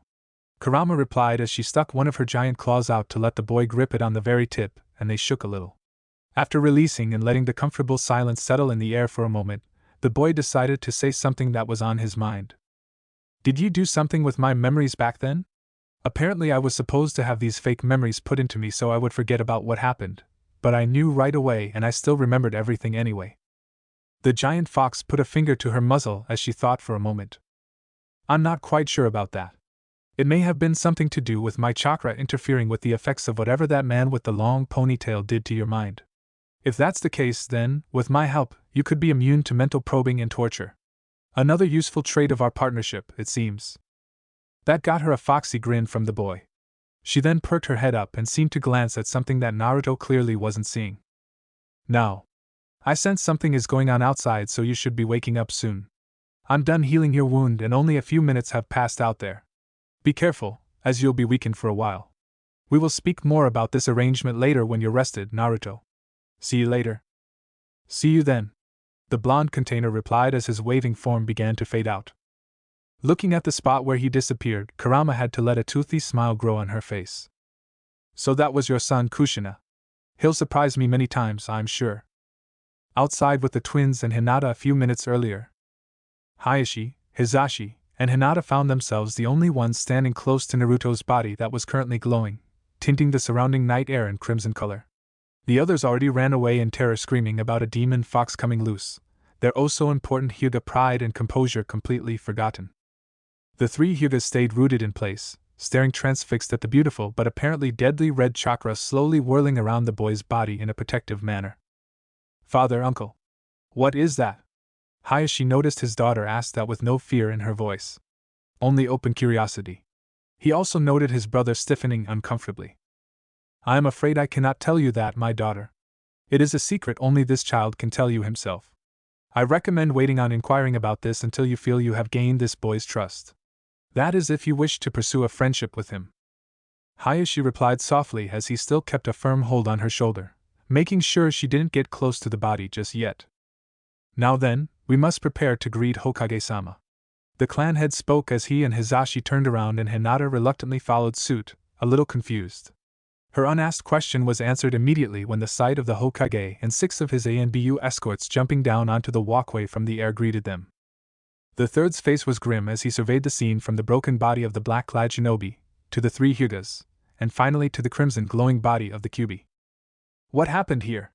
He asked calmly, but his tone did not hide his tension at seeing the Kyuubi's chakra floating around the boy's body. A few minutes of explanations brought everyone up to speed. They were also dismayed to discover the kidnapper, when one of the ANBU investigated his body, turned out to be the diplomat sent from Kumo. The Hokage rubbed his temples at the upcoming headache, as he'd have to deal with an international incident when word of this eventually reached Kumogakure. In the meantime, 3 of the ANBU were now standing guard in a triangle formation around Naruto as the crimson chakra continued to twirl around him. After a few minutes of anxious waiting, everyone noticed the red glow was beginning to fade away, and the chakra eventually shrank until it finally retreated fully into the boy's body. The Hokage and everyone else held their breaths for what seemed like eternity until they saw the boy stirring awake. The old man stepped closer until he was just out of the boy's range with his escorts tensing into readiness. Naruto-kun. Is that you? Are you okay? Groaning, Naruto opened his eyes to see the very concerned face of his surrogate grandfather. Hokage-jiji, what are you doing here? He murmured tiredly. The third let out an explosive breath of relief as he discreetly signaled his ANBU to stand down. Only Naruto would call him that, and this was definitely the same boy he came to know and care for. He'd have to put off his discussion about the red chakra, at least until he was able to get alone with the boy soon. He noted the young Hyuga girl bravely stepping up. "Ah no. What's why your name?" Hinata asked with barely any stuttering, surprising the twin brothers a little. I am Uzumaki Naruto. It's nice to meet you," the boy replied with a tired and sheepish smile as he sat up. "Well, Naruto-kun. My name is Hyuga Hinata and I want to thank you for rescuing me once again. I'm glad you do not seem to be hurt anymore now," Hinata quietly stated before she quickly reached in for a hug. It was all Naruto could do to not jump in surprise at being suddenly hugged by someone other than Ino and her mother. After getting used to it, he thought it felt very nice and warm.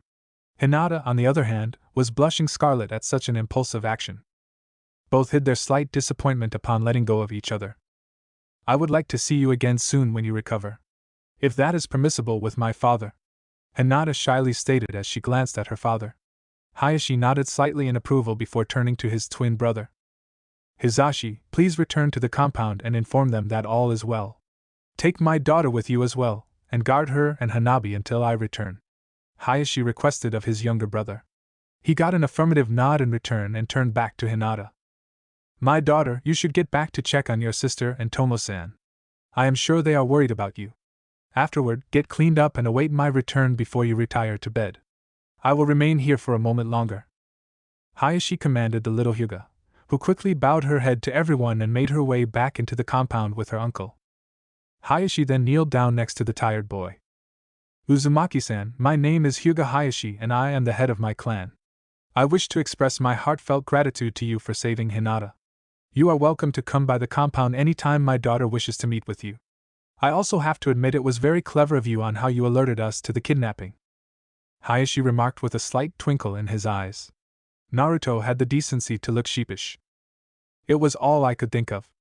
I've seen how protective parents are of their children, especially a father and his daughter. I had to get help as fast as possible, sir." Hayashi nodded with a small but amused smirk before continuing. "In addition, if you desire help with any situation, please come to me soon and we will discuss it. I will do my best to provide you with solutions." The Hyuga had spoken in his most sincere tone and bowed his head slightly. Naruto was caught unsure on what to do with this unexpected display from one of the most powerful and influential noblemen in the village. He almost flinched when Kurama's voice spoke quietly into his head. "Naruto. It's me. Kurama. Do not speak, only think of your responses when you're talking to me, okay? Respond to him with respect. Make sure to use the proper suffix and be modest. We're going to need his support in the future if we want our lives to be a bit easier, and it's important we secure it now." "Gotcha." Naruto thought quickly, and took a moment as he considered his response. "Hayashi-sama, thank you for your generous offer.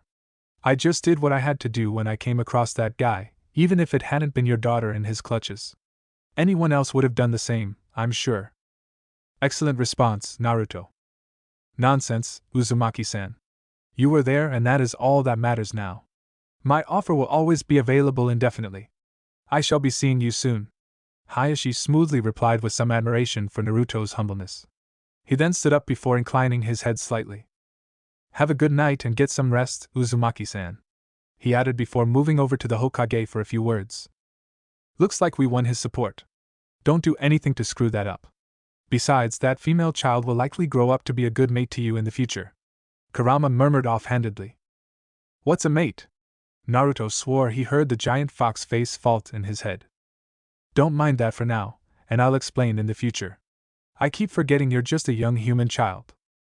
Naruto thought about inquiring further about that term before he froze as he noticed someone's terrifying presence looming over him. He cracked his head robotically around and up to see his surrogate grandfather's peering face. The old man's gaze was deadly serious. The boy also noticed no one else was in sight around the two of them for some reason. "Now, Naruto-kun. Tell me what happened for you to have your apparently fatal wound miraculously healed by some crimson chakra. The third demanded in a tone that brooked no lie or half-truth. Naruto gulped loudly. What do I say, Kurama? Sorry, kiddo, you're on your own with this one. That guy scares the shit out of me too. Good luck, the fox said quickly before signing off for the night. Don't leave me alone with the scary old man. Come back! Naruto screamed futilely in his head, before he slowly glanced up to the third again with growing dread. Well then? Please speak, Naruto-kun. The third leaned in over him with a closed-eyes grin. However, behind the grin was a promise that unspeakable horrors would be brought down on Naruto if he did not satisfy the god of shinobi with his explanation. The blonde hero gulped loudly. Chapter 3, Defying Fate. 1. Two people now occupied the office of Konohagaku's village leader at this time, the young blonde-haired and whiskered boy Uzumaki Naruto, and Sarutobi Hiruzen, the third Hokage himself. The boy was sitting in a chair in front of the Hokage's giant wooden desk, looking exhausted and about to nod off to sleep, having been kept from his precious bed all night due to Hiruzen's incessant questions. The old man himself was sitting behind his desk, his elbows resting on it as he rubbed his temples and kept his eyes trained on his surrogate grandson. It was silent between the two for 10 long minutes aside from Naruto's occasional half-snore/half-snort, as he briefly dozed off before jerking awake repeatedly. The young boy was growing frustrated as the silence went on. Damn it, old man. I told you everything, down to every single thing I remember ever since I was born. That proves I'm really Naruto. Please let me go home and sleep, or at least kill me now. I don't care either way. I'm about to drop dead from exhaustion. Naruto yelled, having had enough of the silence and the Hokage's studying eyes. The old man sighed with closed eyes for a moment, and leveled his gaze again at the young boy. I'm sorry, Naruto-kun. I just have to be absolutely sure you weren't being taken over by the Kyuubi. Even though you believe it. The fox gets pretty touchy about that. Naruto corrected with a foxy smirk. Kurama growled from inside his head. You finally showed up, huh? Thanks a lot for bailing out on me, damn fox. He thought, then grinned mentally at his tenants grumbling. She told you about her being controlled, we have to be wary. She is still a clever and powerful entity after all. Though I admit I am intrigued about how you would turn out if we allow her to supervise your training from now on, the Hokage admitted with a sigh. He thought about the alternative of doing the child's training with some of his top shinobi, but there were always time constraints. Those same people were also quite busy with a backlog of missions due to the lingering effects of the military force being reduced significantly by the Kyuubi disaster. Unfortunately, against his personal judgment, the third had to realize letting the Kyuubi help was going to be the best option for the young blonde in the long run. After another long moment of consideration, the older man stood up to retrieve a fresh scroll and began writing when he returned to his desk. Okay. I'll allow this. Naruto excitedly shouted Yada, was immediately followed by the old man raising an index finger with a firm gaze. But you must keep this secret. Most people in this village will not take kindly to the thought of you being raised by the Kyuubi, and they will likely take it upon themselves to get rid of you if this gets out. You may confide in people you truly trust, but I'd still be very selective about that too if I were you. He warned as he continued to scribble in the scroll. For now, you should work on your physical conditioning and learn to open up your chakra network for molding until you begin your academy career. When your first term ends for the summer, you will be escorted by some of my most trusted people, depending on who volunteers, to a secret training field with a shack far outside of the village during the 3-month break. This will repeat every academy year until graduation, so you will be able to safely practice using the Kyuubi's chakra among many other things. He dictated before his expression turned deadly serious. Any other time until I personally change this, you are not allowed to draw on any of the Kyuubi's chakra anywhere near or within the village's premises unless you have my express permission. Is that understood? He narrowed his eyes on the boy. Naruto locked his gaze with the older man just as seriously, and nodded once without hesitation. The third nodded back, his visage relaxing. What are you going to do about the academy, Naruto-kun? I was planning to get you admitted early this year. You should put off going to the academy for at least this year.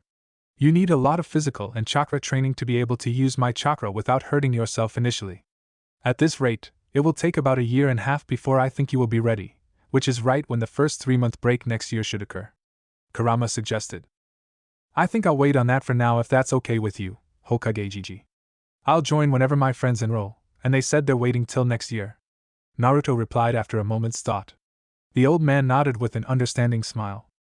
Let me add that, for now, I would be happy to help provide you with training aids, some low-level scrolls, and some weapons should you need them in the future.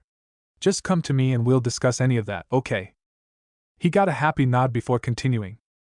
For now you will be allowed access to Training Ground 42 since no one is using that. However, you will need a special permit since you are not a shinobi yet. The Hokage finished writing in the scroll and called for an ANBU to appear. Take this to Commander Dragon, please. The third commanded, and the masked nin saluted as he took the scroll and disappeared in a swirl of smoke. I need to learn that. The boy bounced excitedly in his chair while the Hokage chuckled. Naruto asks the old fart if that training field will have some steep cliffs for climbing. Kurama suddenly spoke, and Naruto reluctantly relayed what the fox asked, having a bad feeling about this. Despite his misgivings, Hiruzen had to smile.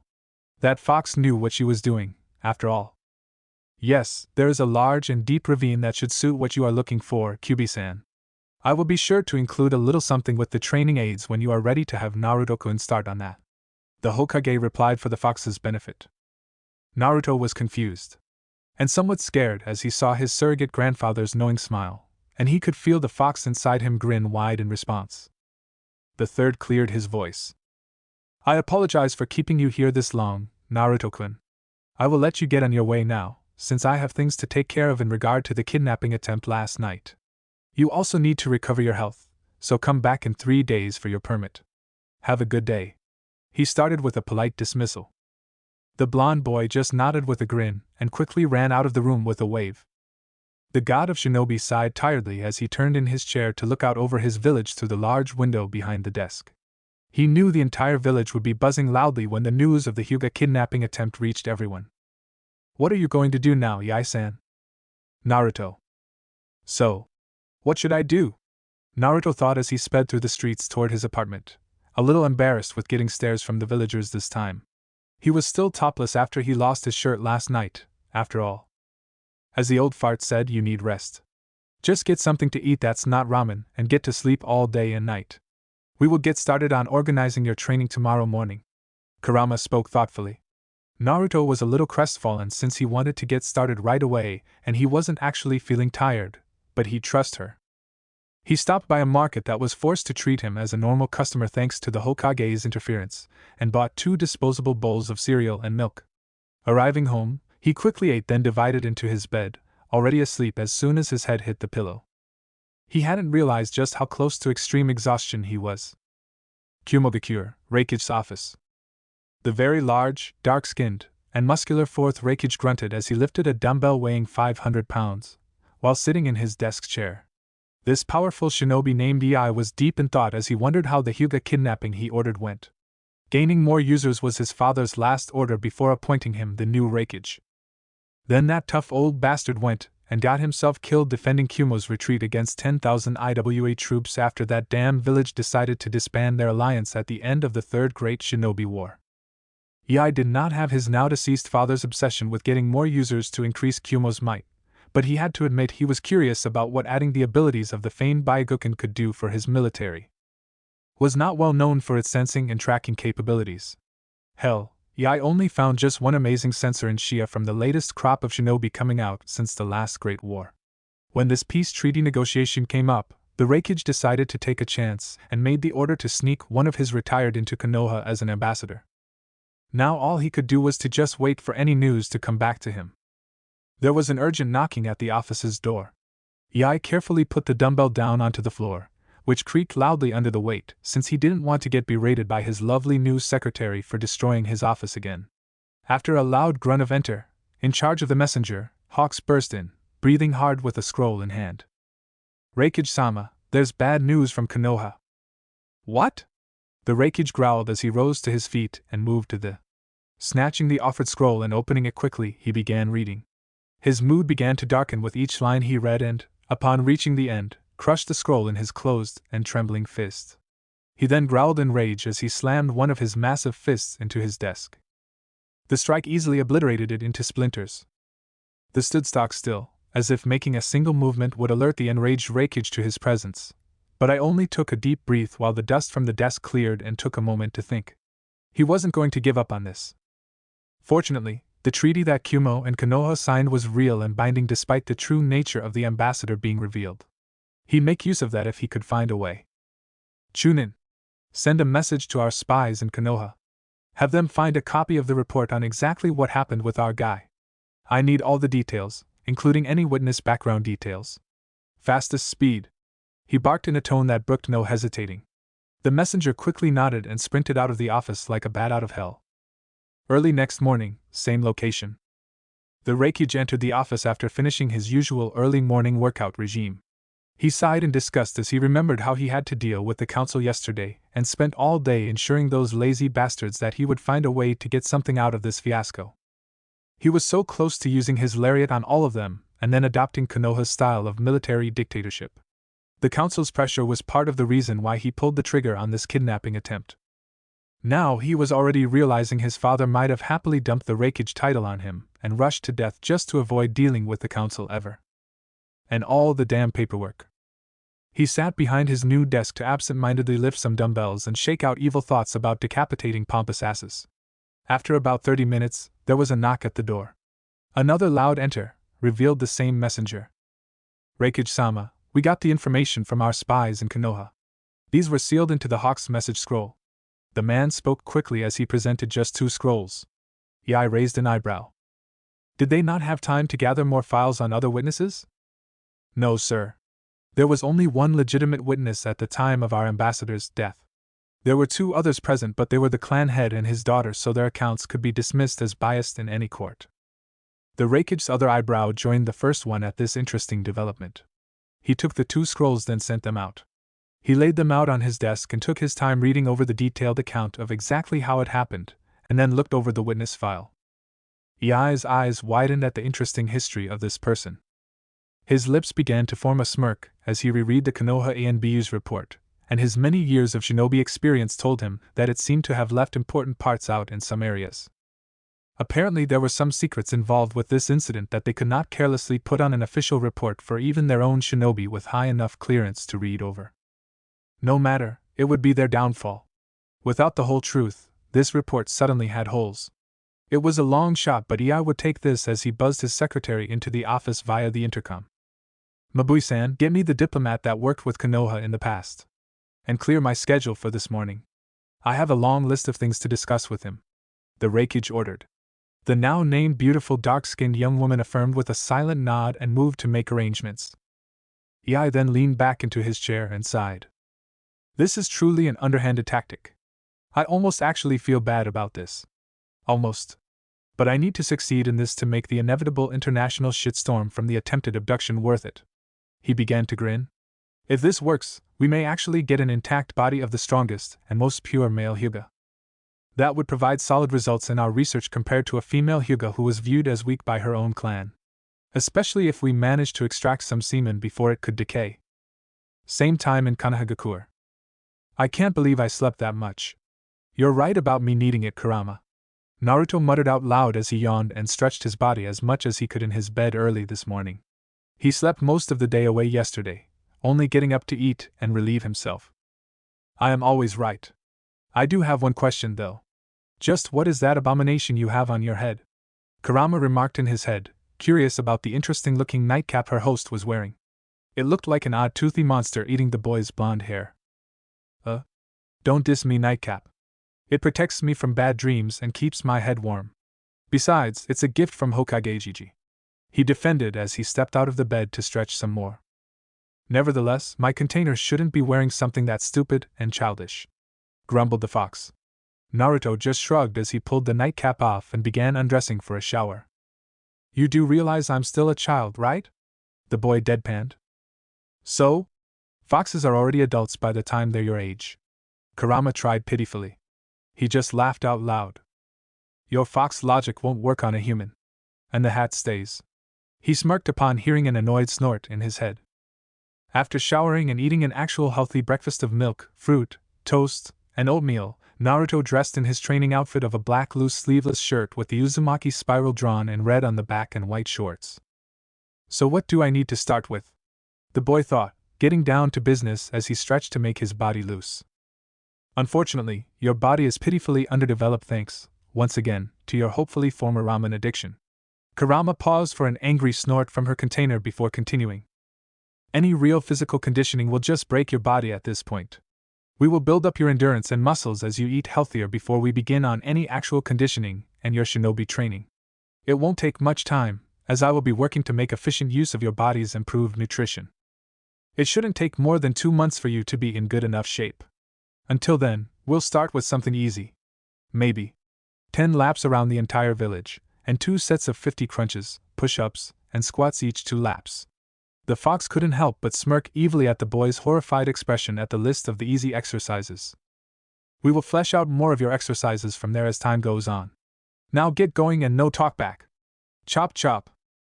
The hidden A and B regarding Naruto eventually wrote in their daily report that they heard their charge loudly cursing a damn fox as the boy left his apartment for his long morning of tort dash exercises. Later. It was noon when our blonde hero was dragging himself up the stairs to his apartment. Damn fox, you put me through hell today. Naruto whined as he painfully fished for his keys in his shorts pocket. I know.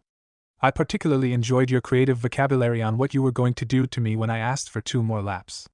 I'll be looking forward to more tomorrow. Kurama replied, snickering at the memory. Naruto let out a pained groan as he opened the door, shuffled in, and fell forward flat on the entrance hallway's floor. A moment later, the 2 A and B guards hidden next to the still open front door could hear snoring. 2 huge sweat drops formed in the air above where the 2 invisible guards were hiding. After listening to the boys snoring for 5 minutes, the guards shrugged at each other, and one of them briefly shimmered into visibility to gently close the front door. An hour later, the blonde woke up with his stomach grumbling. He opted to make use of the first of his 2 allowable ramen meals for the week. He cleaned himself up and headed back out, wincing in slight pain from his sore body. Arriving at Ichiraku Ramen, he was greeted by one of the few people that saw him for who he really was, Tucci, owner of his favorite ramen stand. Hey there! How's our hero doing? The middle-aged man called out boisterously from the kitchen as he saw the little blonde sit at the counter. Naruto glanced around to check he was actually the one being spoken to and cocked his head in confusion with a fox-like expression. Hero? Did I do something, old man? He innocently quizzed. Tucci laughed uproariously. You sure did. You're too modest, or have you forgotten how you saved that cute Hyuga heiress the other night? The whole village is abuzz about it. The cook clarified. Naruto smacked a fist into the other hand in realization. Oh. Ooh. That one. Actually, I did forget about that. I was sleeping all day yesterday, and I was busy with my sensei from hell all morning. Naruto replied with an embarrassed chuckle while rubbing the back of his head. I heard that. Scoffed the sensei from hell. A cute brown-haired young teenage girl came into view from the back of the stand. As soon as she saw the familiar mop of sun-kissed blonde hair, she let out a happy cry and jumped over the counter, with speed that would shock an elite, to snatch the boy into a bone-crushing hug before he could say anything. You're a hero! You must have been so awesome when you stopped that evil 9 all by yourself and saved that Hyuga girl. Maybe she'll fall in love and you two will get married. The cute waitress rambled on as she squeezed her little brother figure harder. I am Chan. You're killing our favorite customer, you know. The amused Tucci pointed out to his daughter. Huh! Was her reply before she looked down to see the poor boy's blue face suffocating between her already budding breasts. She yelped and pulled Naruto away from her chest before apologizing sheepishly. Naruto took in a breath and chuckled at Ayam, his sister figure, who also saw him for who he was instead of the QB. It was no big deal, Ayam-chan. I just happened to be in the right place at the right time. Naruto replied shyly with a hand on the back of his head before continuing. Why would anyone want to marry me, though? I have the. He quickly clapped a hand over his mouth at the slip. Tucci and Ayam caught on and were stunned. Moron. Naruto's inner voice grumbled. You know now? The older cook leaned in to inquire carefully while Ayam looked on with a demure expression. Naruto sighed before nodding, and heavy silence fell on them for an uncomfortable moment before Tucci smiled broadly. Don't worry. What happened with the Hyuga clan is only the beginning. Some of the villagers are beginning to form new opinions of you, and it won't be long before everyone sees you for who you truly are. If you keep this up when you grow up, I wouldn't be surprised if you have many friends. And likely many girlfriends. The old man spoke the last part with a small perverted grin and laughed, before I lightly conked him on the head with a ladle. Don't pay attention to him. Even though it's true you'll be breaking many girls' hearts everywhere you go when you're older, slyly said with a teasing smirk. Naruto looked horrified. Why would I do that? It'll kill them if I break their hearts. His childish misunderstanding caused both Ikarakas to laugh uproariously, and it took them a while to settle down before asking an embarrassed blonde for his order. He felt better immediately when he was told it was in the house for his heroics. After eating 3 bowls, he wondered for a minute about what he was going to do today. Maybe I should stop by the Naras and see Shika's home, Naruto thought before jumping off the stool and walked in the direction of the clan's district, saying his goodbyes to the ramen stand owners. A 30-minute walk found Naruto speaking with the lazy-looking guards in front of the Nara compound. However, he was dismayed to discover the head family had gone out of town for a few days into the clan's giant nature reservation to catalog the deer population for research, as well as gathering supplies for medicine and other things. The blonde let out a sigh and muttered troublesome before thanking them and leaving. The Naras thought about filing for copyright infringement upon hearing their signature phrase being uttered, but found it too troublesome.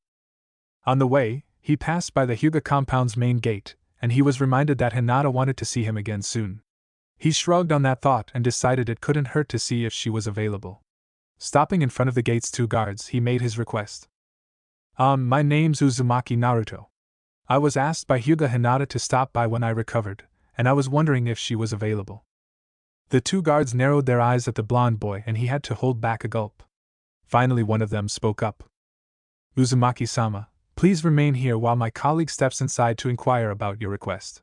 The one on the left spoke professionally while the other slipped inside through the gate, apparently to speak to someone. A few minutes of terse silence passed between Naruto and the remaining guard until the front gate creaked open to reveal the other guard and one more man. Hyuga Hizashi stepped up to Naruto and bowed slightly. The surprised Naruto nervously returned the bow. Hello, Hayashi-sama. We met the other night. I apologize if my stopping by here unannounced took you out of your busy schedule, Naruto respectfully said, mistaking the man in front of him for his identical twin brother, the Hyuga clan head. Hizashi could not resist an amused smirk. My sincerest apologies, Uzumaki-sama. We have not officially met, and it was dark the other night, but please do forgive the confusion. I am not Hayashi-sama, but his twin brother, Hizashi. The man paused as the boy flinched in surprise and confusion. The boy allowed himself to have a closer look, and he did notice that this man was wearing A8 on his forehead compared to Hayashi being completely free of any headwear. I was asked to greet you and take you to our meeting hall since that is where my niece is being trained by her father. Hizashi continued as he bowed and stepped aside for Naruto to enter the compound. The blonde stayed where he was, a little nervous. Hizashi-sama. If they're busy, maybe I shouldn't bother them.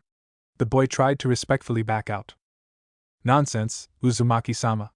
They are about to finish and Hinata-sama will have some free time afterward. In the meantime, I'd be happy to escort you until then, insisted Hizashi. Naruto reluctantly gave up and went inside with his escort. The sight Naruto saw as he entered through the gate flabbergasted him. He was immediately surrounded by a gorgeous garden on the sides and a long and thin reflecting pool forward of him. The pool was filled with beautiful and colorful koi fish, and vibrant green and white lily pads peppered the surface. The inner gardener in him squealed like a fangirl as he observed all kinds of rare plants and flowers in the garden surrounding the entrance. This was a clear display of the clan's wealth, and also their appreciation for the beauty of nature. As Naruto followed Hizashi around to the left side of the long reflecting pool, the garden opened up wide for him to see many impressive traditional Eastern-style houses littering the enormous compound. This was like a small village within Konoha. The long and narrow reflecting pools seemed to almost split the entire compound estate in two with several ornate wooden bridges allowing access to either side. However, Naruto seemed to notice the odd discrepancies between the houses on the left side of the pool and the ones on the right. He also noticed that he was being taken to a giant traditional meeting hall at the other end of the pool, opposite the main gate. Hizashi-sama. He tried to speak before Hizashi politely interrupted him with a shake of his head. Uzumaki-sama, please do not refer to me with sama. I am not the head of this clan. My brother replied politely with a small smile.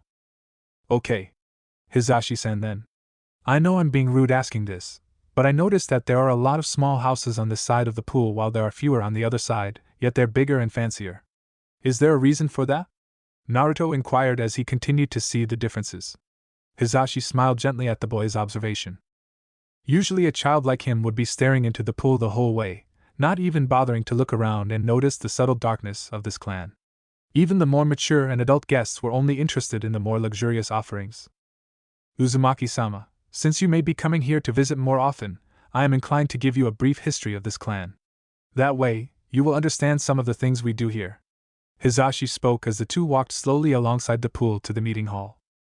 Since this village was founded and our clan moved here, our Byakugan was revered about as much as the Uchiha clan's Sharingan. In the beginning, we had to deal with our enemies trying to capture members of this clan to put the Byakugan to their own use. Which is what you just saw happen with the Kyumonin the other night. Almost immediately, the clan leaders of that time came up with a seal. It would effectively protect our Byakugan from capture by permanently sealing our eyes if they were removed forcefully or death occurs. It worked brilliantly. With this method, it was almost impossible for any enemy to capture the Byakugan. It incurred a high cost, however. Hisashi paused to take a breath. Naruto was paying full attention. What cost is that? The boy wanted to know more. Total subversion for the ones who carry the seal. There are two groups in this clan, the main and the branch lines. Whoever has the seal belongs to the larger and more populous branch line of this clan. Hisashi explained as he pointed to their left at the large collection of small but well-kept houses, then pointed to their right across the pool at the more luxurious houses. Those who don't have the seal belong to the smaller, but more powerful main line, and they are in charge of the entire clan. The main members usually are raised to control this clan, deal with politics, and other more important functions. The branch members are allowed some freedom, but they must obey whatever any main member commands. If disobedience occurs, the main member may decide to use a special hand seal to incur unbearable agony as punishment on the branch member. This can even lend to mental damage or death. Ever since the beginning, we have been separated, the branch family forever serving and protecting the main family. Hisashi finished and glanced down to see an upset-looking Naruto. That's too cruel. No clan should have to be like that. I never had a family or a clan, but I can't imagine relatives being forced to serve me just because we were born into this. We should all be equals. He muttered with a sad expression before looking up at Hisashi. Hisashi-san, you're a main member then. I mean, your brother is the clan head, so it makes sense, right? Hisashi shook his head with a sad smile, much to Naruto's shock. I am of the branch line and I serve my brother. The seal is here. Hisashi replied as he pointed to his forehead covered by the 8. My brother came into this world a few minutes before me, and that was the difference between us because we are even in skills, intelligence, and other attributes. The main family groomed him while I was branded with the seal. In addition, because I was a few minutes late and ended up on this side of the pool, my son, despite his potential as an incredible Hyuga prodigy, was automatically branded. My 2 nieces will eventually have to face the same fate as my brother, and me someday. When Hanabi-sama is old enough, the clan elders will determine who would be the true heiress of the clan, and the other will be moved to the branch family. Hisashi explained, and he could see the little boy was about to have an angry outburst. The man decided to interfere by holding a placating hand on the boy's shoulder to calm him down. Naruto had to hold his anger in, and then he looked downcast and shook his head in frustration. Uzumaki-sama, I am sorry this has upset you, but I wanted you to understand a little of this clan's traditions. When you see something here you may object to. Whatever happens here inside these walls, it generally would be best to not interfere and leave it for the clan's business. Now, we are here. Hisashi pointed out as they arrived at the main meeting hall's large double doors. Hisashi opened one of the 2 doors, allowing Naruto to step inside, and followed him in. They moved down a hallway, and they could hear grunts and fists striking flesh. Hisashi opened a smaller set of doors, and Naruto finally caught sight of the training area. It was apparently set up as either a meeting or dueling hall with 3 cascading rows of wooden benches surrounding a very large flat square area set against the back wall. Naruto could see a small indigo-haired girl, in a black skin-tight training outfit, attempting to land a hit on a tall man wearing white training robes in the middle of the stage. They were obviously sparring. The boy felt a hand on his shoulder, and he glanced up to see Hisashi silently nodding his head toward a particular section of seating. He complied and followed his escort to sit farthest from the sparring so as not to distract either of the combatants.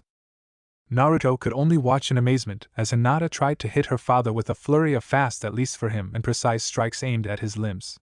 He was particularly impressed when Hayashi knocked her to the floor hard with a nasty downward palm strike to her cheek, but she immediately got up to keep trying to land a hit on her father. He definitely liked the guts she was showing, at least.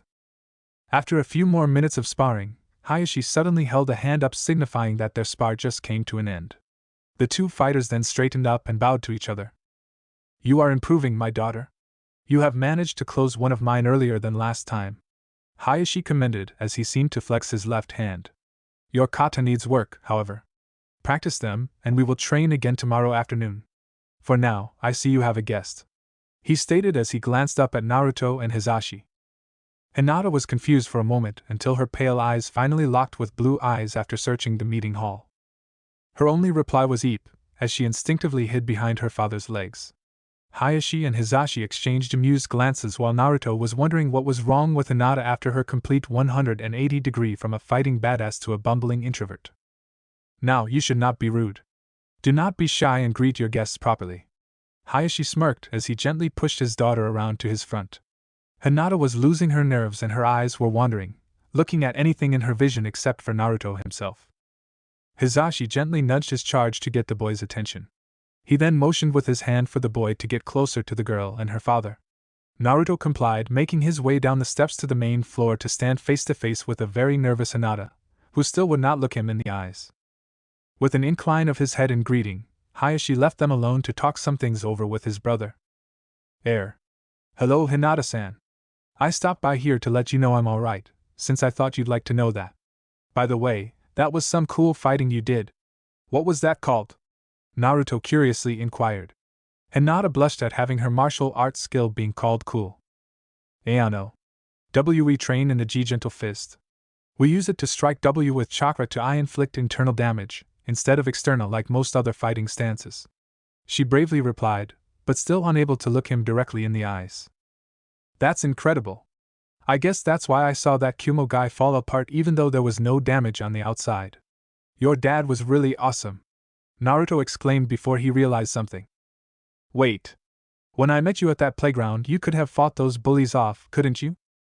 The question made Hinata flinch visibly and a cloud seemed to form over her head. "I'm sorry, and Naruto-kun. I just don't like hurting anyone if I can help it," the pale-eyed girl mumbled as she looked dejectedly down at the floor while poking her two index fingers together. "Well, that's no good.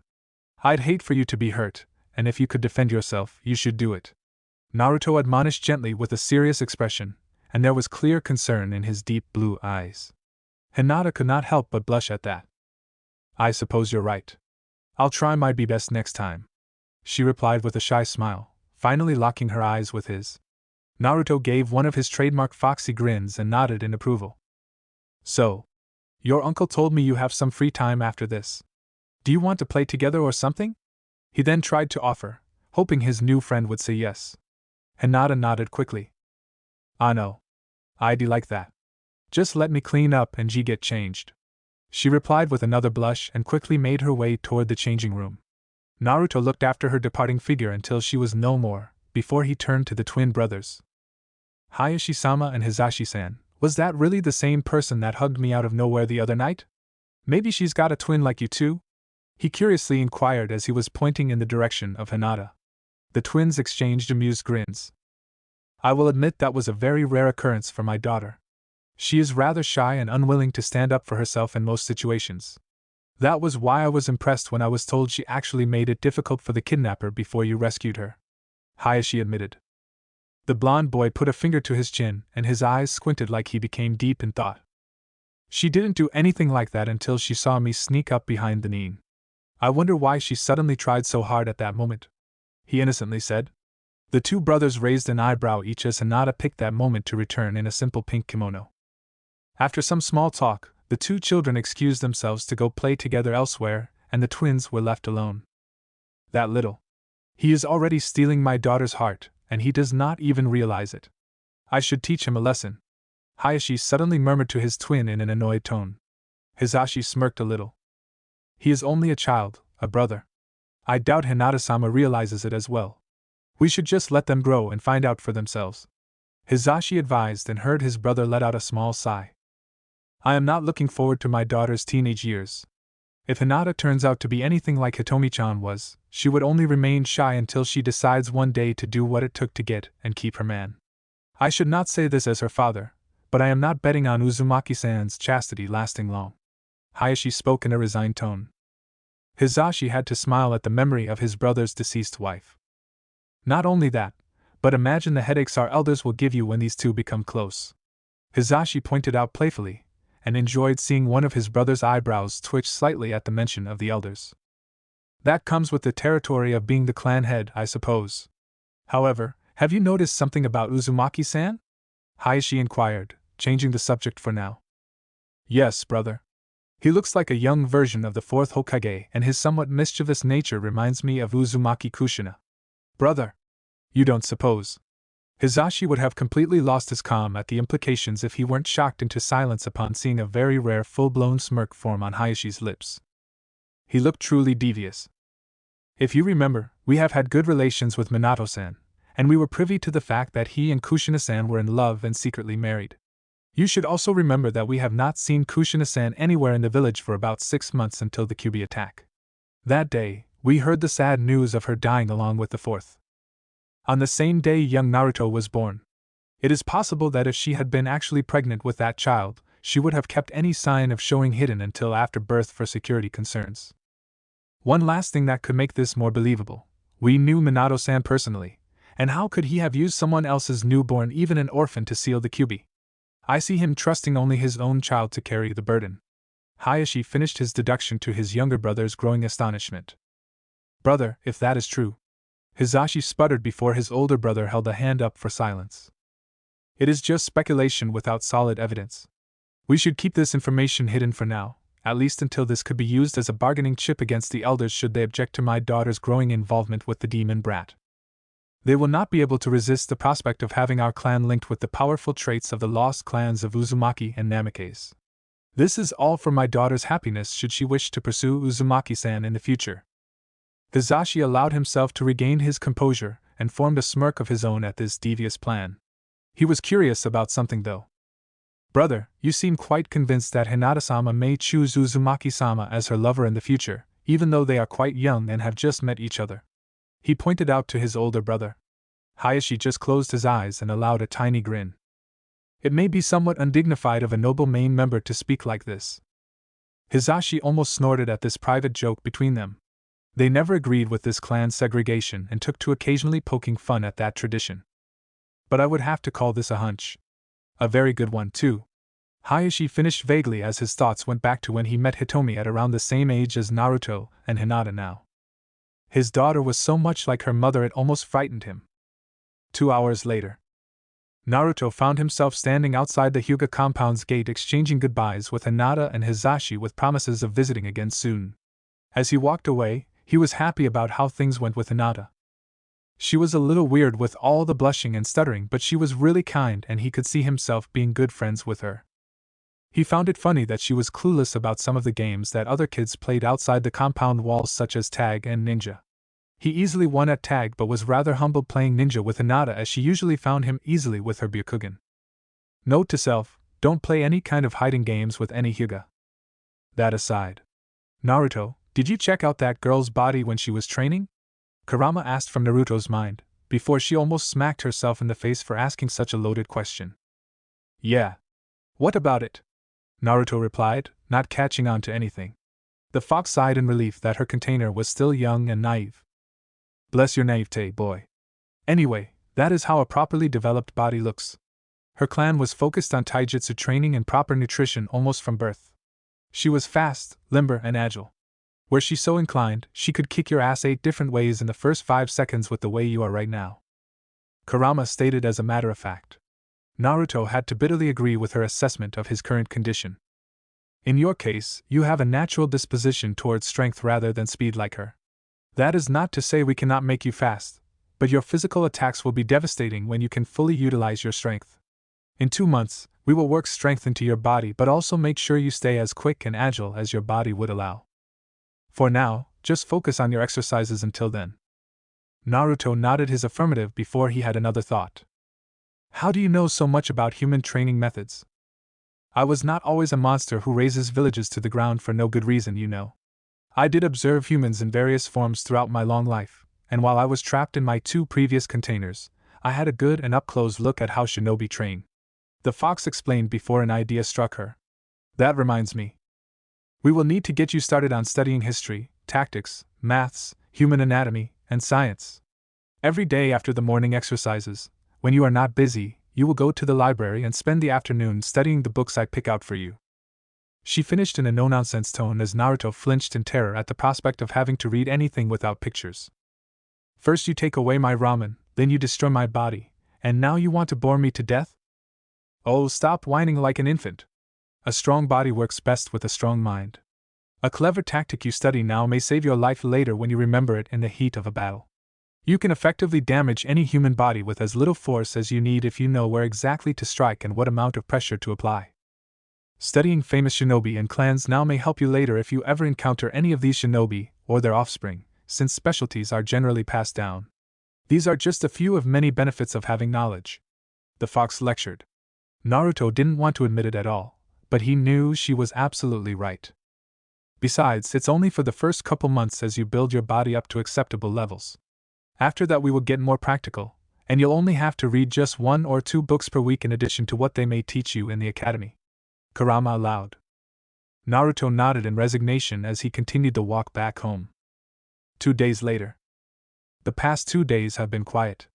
The only thing even remotely exciting that happened was when Naruto was kicked out of the public library on his first visit. The Hokage immediately appeared afterward though, and kindly asked for an explanation from the terrified librarian. When she could not provide an adequate response, the boy was allowed back in. The librarian was then reminded that she might be called in to talk with Marino Ibiki of the interrogation department to provide her supposed reason the next time she tried something again with Naruto. She swore to never even look at the blonde the wrong way since that day. I guess studying history isn't so bad. The battle at the Canopy Bridge was pretty awesome. Naruto mentally spoke to the fox as he was walking toward the Hokage Tower from the library.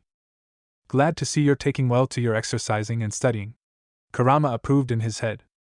You work fast, Kurama. I can already feel my body changing. The blonde thought as he flexed his arms some, noticing a little bit more muscle as he entered the Hokage Tower and went up several floors. He noticed a lone figure walking down the stairs from above. He scowled when he saw the cloud insignia on the man's armband, denoting that this man belonged to Kumogakure. The man was wearing the most arrogant and victorious smirk the young boy had ever seen on anyone. He did not pay the wary blonde any notice as he passed by and continued down the stairs out of the building. Naruto was glaring holes into the man's back the whole time until he was out of sight. He then disgruntledly spit on the floor where that man stepped through and continued up. Something was wrong, and he could feel it with each step he took closer to the Hokage office. There was a feeling of heavy pressure in the air and it seemed to be trying to crush him. By the time he reached the landing, he noticed the secretary by the office's door was gripping on to her desk's edge with white knuckles and trembling, clearly scared out of her wit. At this point, the pressure was so strong and deadly that the boy himself felt like running back down the stairs and all the way out of the village, never to return. This is that old fart's killing intent. He's seriously pissed. The fox calmly clarified. I'd say. I want to faint, and he's not even directing it at me. I think it had something to do with that Kumo guy. I've never seen Hokage Gigi this angry. Also, it doesn't sound like this is bothering you one bit. Naruto inquired of his tenant, who just scoffed. Please. This is like a gnat threatening a full-grown elephant. The fox replied dismissively. Says the one who left me to his mercy the other night when he was asking nicely about us. Huffed Naruto. In my defense, that smile was scarier than anyone's killing intent, and I am looking at the world from a small human boy's perspective, not from a giant able to squash puny humans with just my pinky. The killing intent in the air slowly lifted, much to the relief of the secretary and the blonde boy. A long moment of heavy silence passed before Naruto brought an index finger up. I don't suppose this is a good time to visit him, Taimi-chan? He tried to say in good humor. The cute young brown-haired female, doing secretary duties this week, violently shook her head. You're kidding me, right? You had to have felt that too. I like you too much to let you go in there now, Naruto-kun. She warned with a glare that brooked no argument. The boy just nodded his head and turned back in the direction he came from. I suppose you're right. I'll see you tomorrow then. Naruto agreed with a wave over his shoulder as he disappeared down the stairs. Now what? Now we find something else to do. There is no hurry in getting to that training field anyway. How about we repeat what we just did this morning for the evening? You should be able to handle that now, Kurama said thoughtfully as the boy winced at the prospect of more exercising. On the other side of the office's door, the Hokage felt Naruto's presence fade as he left the building. I'm sorry, Naruto-kun, but other things are on my mind at this moment, he thought as he sat in his chair and went back over the conversation that just happened with the Kumo ambassador. 15 minutes earlier. Would you repeat that again? The third ground out with barely constrained anger at the man standing in front of him, the new ambassador from Kuro. The man remained stoic, despite trembling violently on the inside and face of the powerful Hokage's anger. A good politician had to bluff all the time, after all. You heard me. Under the guidelines of our new peace agreement, we demand reparations for the wrongful death of one of our most prized retired shinobi. You also wrongfully did an autopsy on him without our permission and certainly have learned all of his secrets by now. The only way Reikage-sama will be satisfied is if we are allowed to retrieve an intact body of the man responsible for our ambassador's murder. The new ambassador spoke with a stern expression. You will forgive me for saying this, but bull fucking shit. We have evidence and witness accounts that place your retired shinobi in the act of kidnapping Hyuga Hinata. We obviously followed procedure with a hostile shinobi in our territory. The Hokage almost shouted as he slammed a fist on the desk, cracking it a little. What evidence is that? We have confirmed reports that there were absolutely no traces of our previous ambassador anywhere in the Hyuga compound and none on the Hyuga girl who accused him of abducting her. Here is what we feel truly happened. The previous ambassador was just taking a walk outside the compound wall when a young and infamous prankster decided to surprise and assault the man. Why would he have expected an attack in a village he had just signed a peace agreement with? The ambassador spoke calmly with a fake puzzled look before continuing. And to make it worse, the boy yelled out a blatantly false statement that would send a random man nearby into a blind rage. After the ambassador was brutally murdered by the same man, the Hyuga clan attempted to cover it up by having a young innocent girl lie about a kidnapping attempt, and procured the gag and rope themselves. The reports also said that the young prankster himself disappeared right before the other Hyugas appeared, apparently not wanting to be caught responsible for the ambassador's demise. Because of that, he cannot be considered a reliable witness, even if we did not take his history of being an untrustworthy public nuisance into account. The ambassador said, laying out all his carefully prepared lies. The Hokage kept his deadly glare burning into this hateful man, but inwardly he was stunned. What this man said nearly matches the official A&B report word for word. That Kumo kidnapper really did not leave any trace, even on the young girl in the ropes, which was a near impossibility. How did Kumo get their hands on the report and Naruto-kun's file?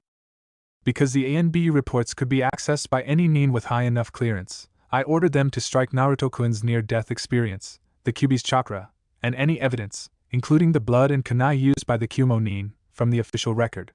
This was all done to protect the S-rank secret of Naruto-kun's status. I didn't think it would come back to bite us in our collective ass. I honestly believe we have a better case than you do, and we will win if we held court in neutral territory over this. Especially when we call your entire village as witness to the young prankster's character. With that, I will repeat our one simple demand.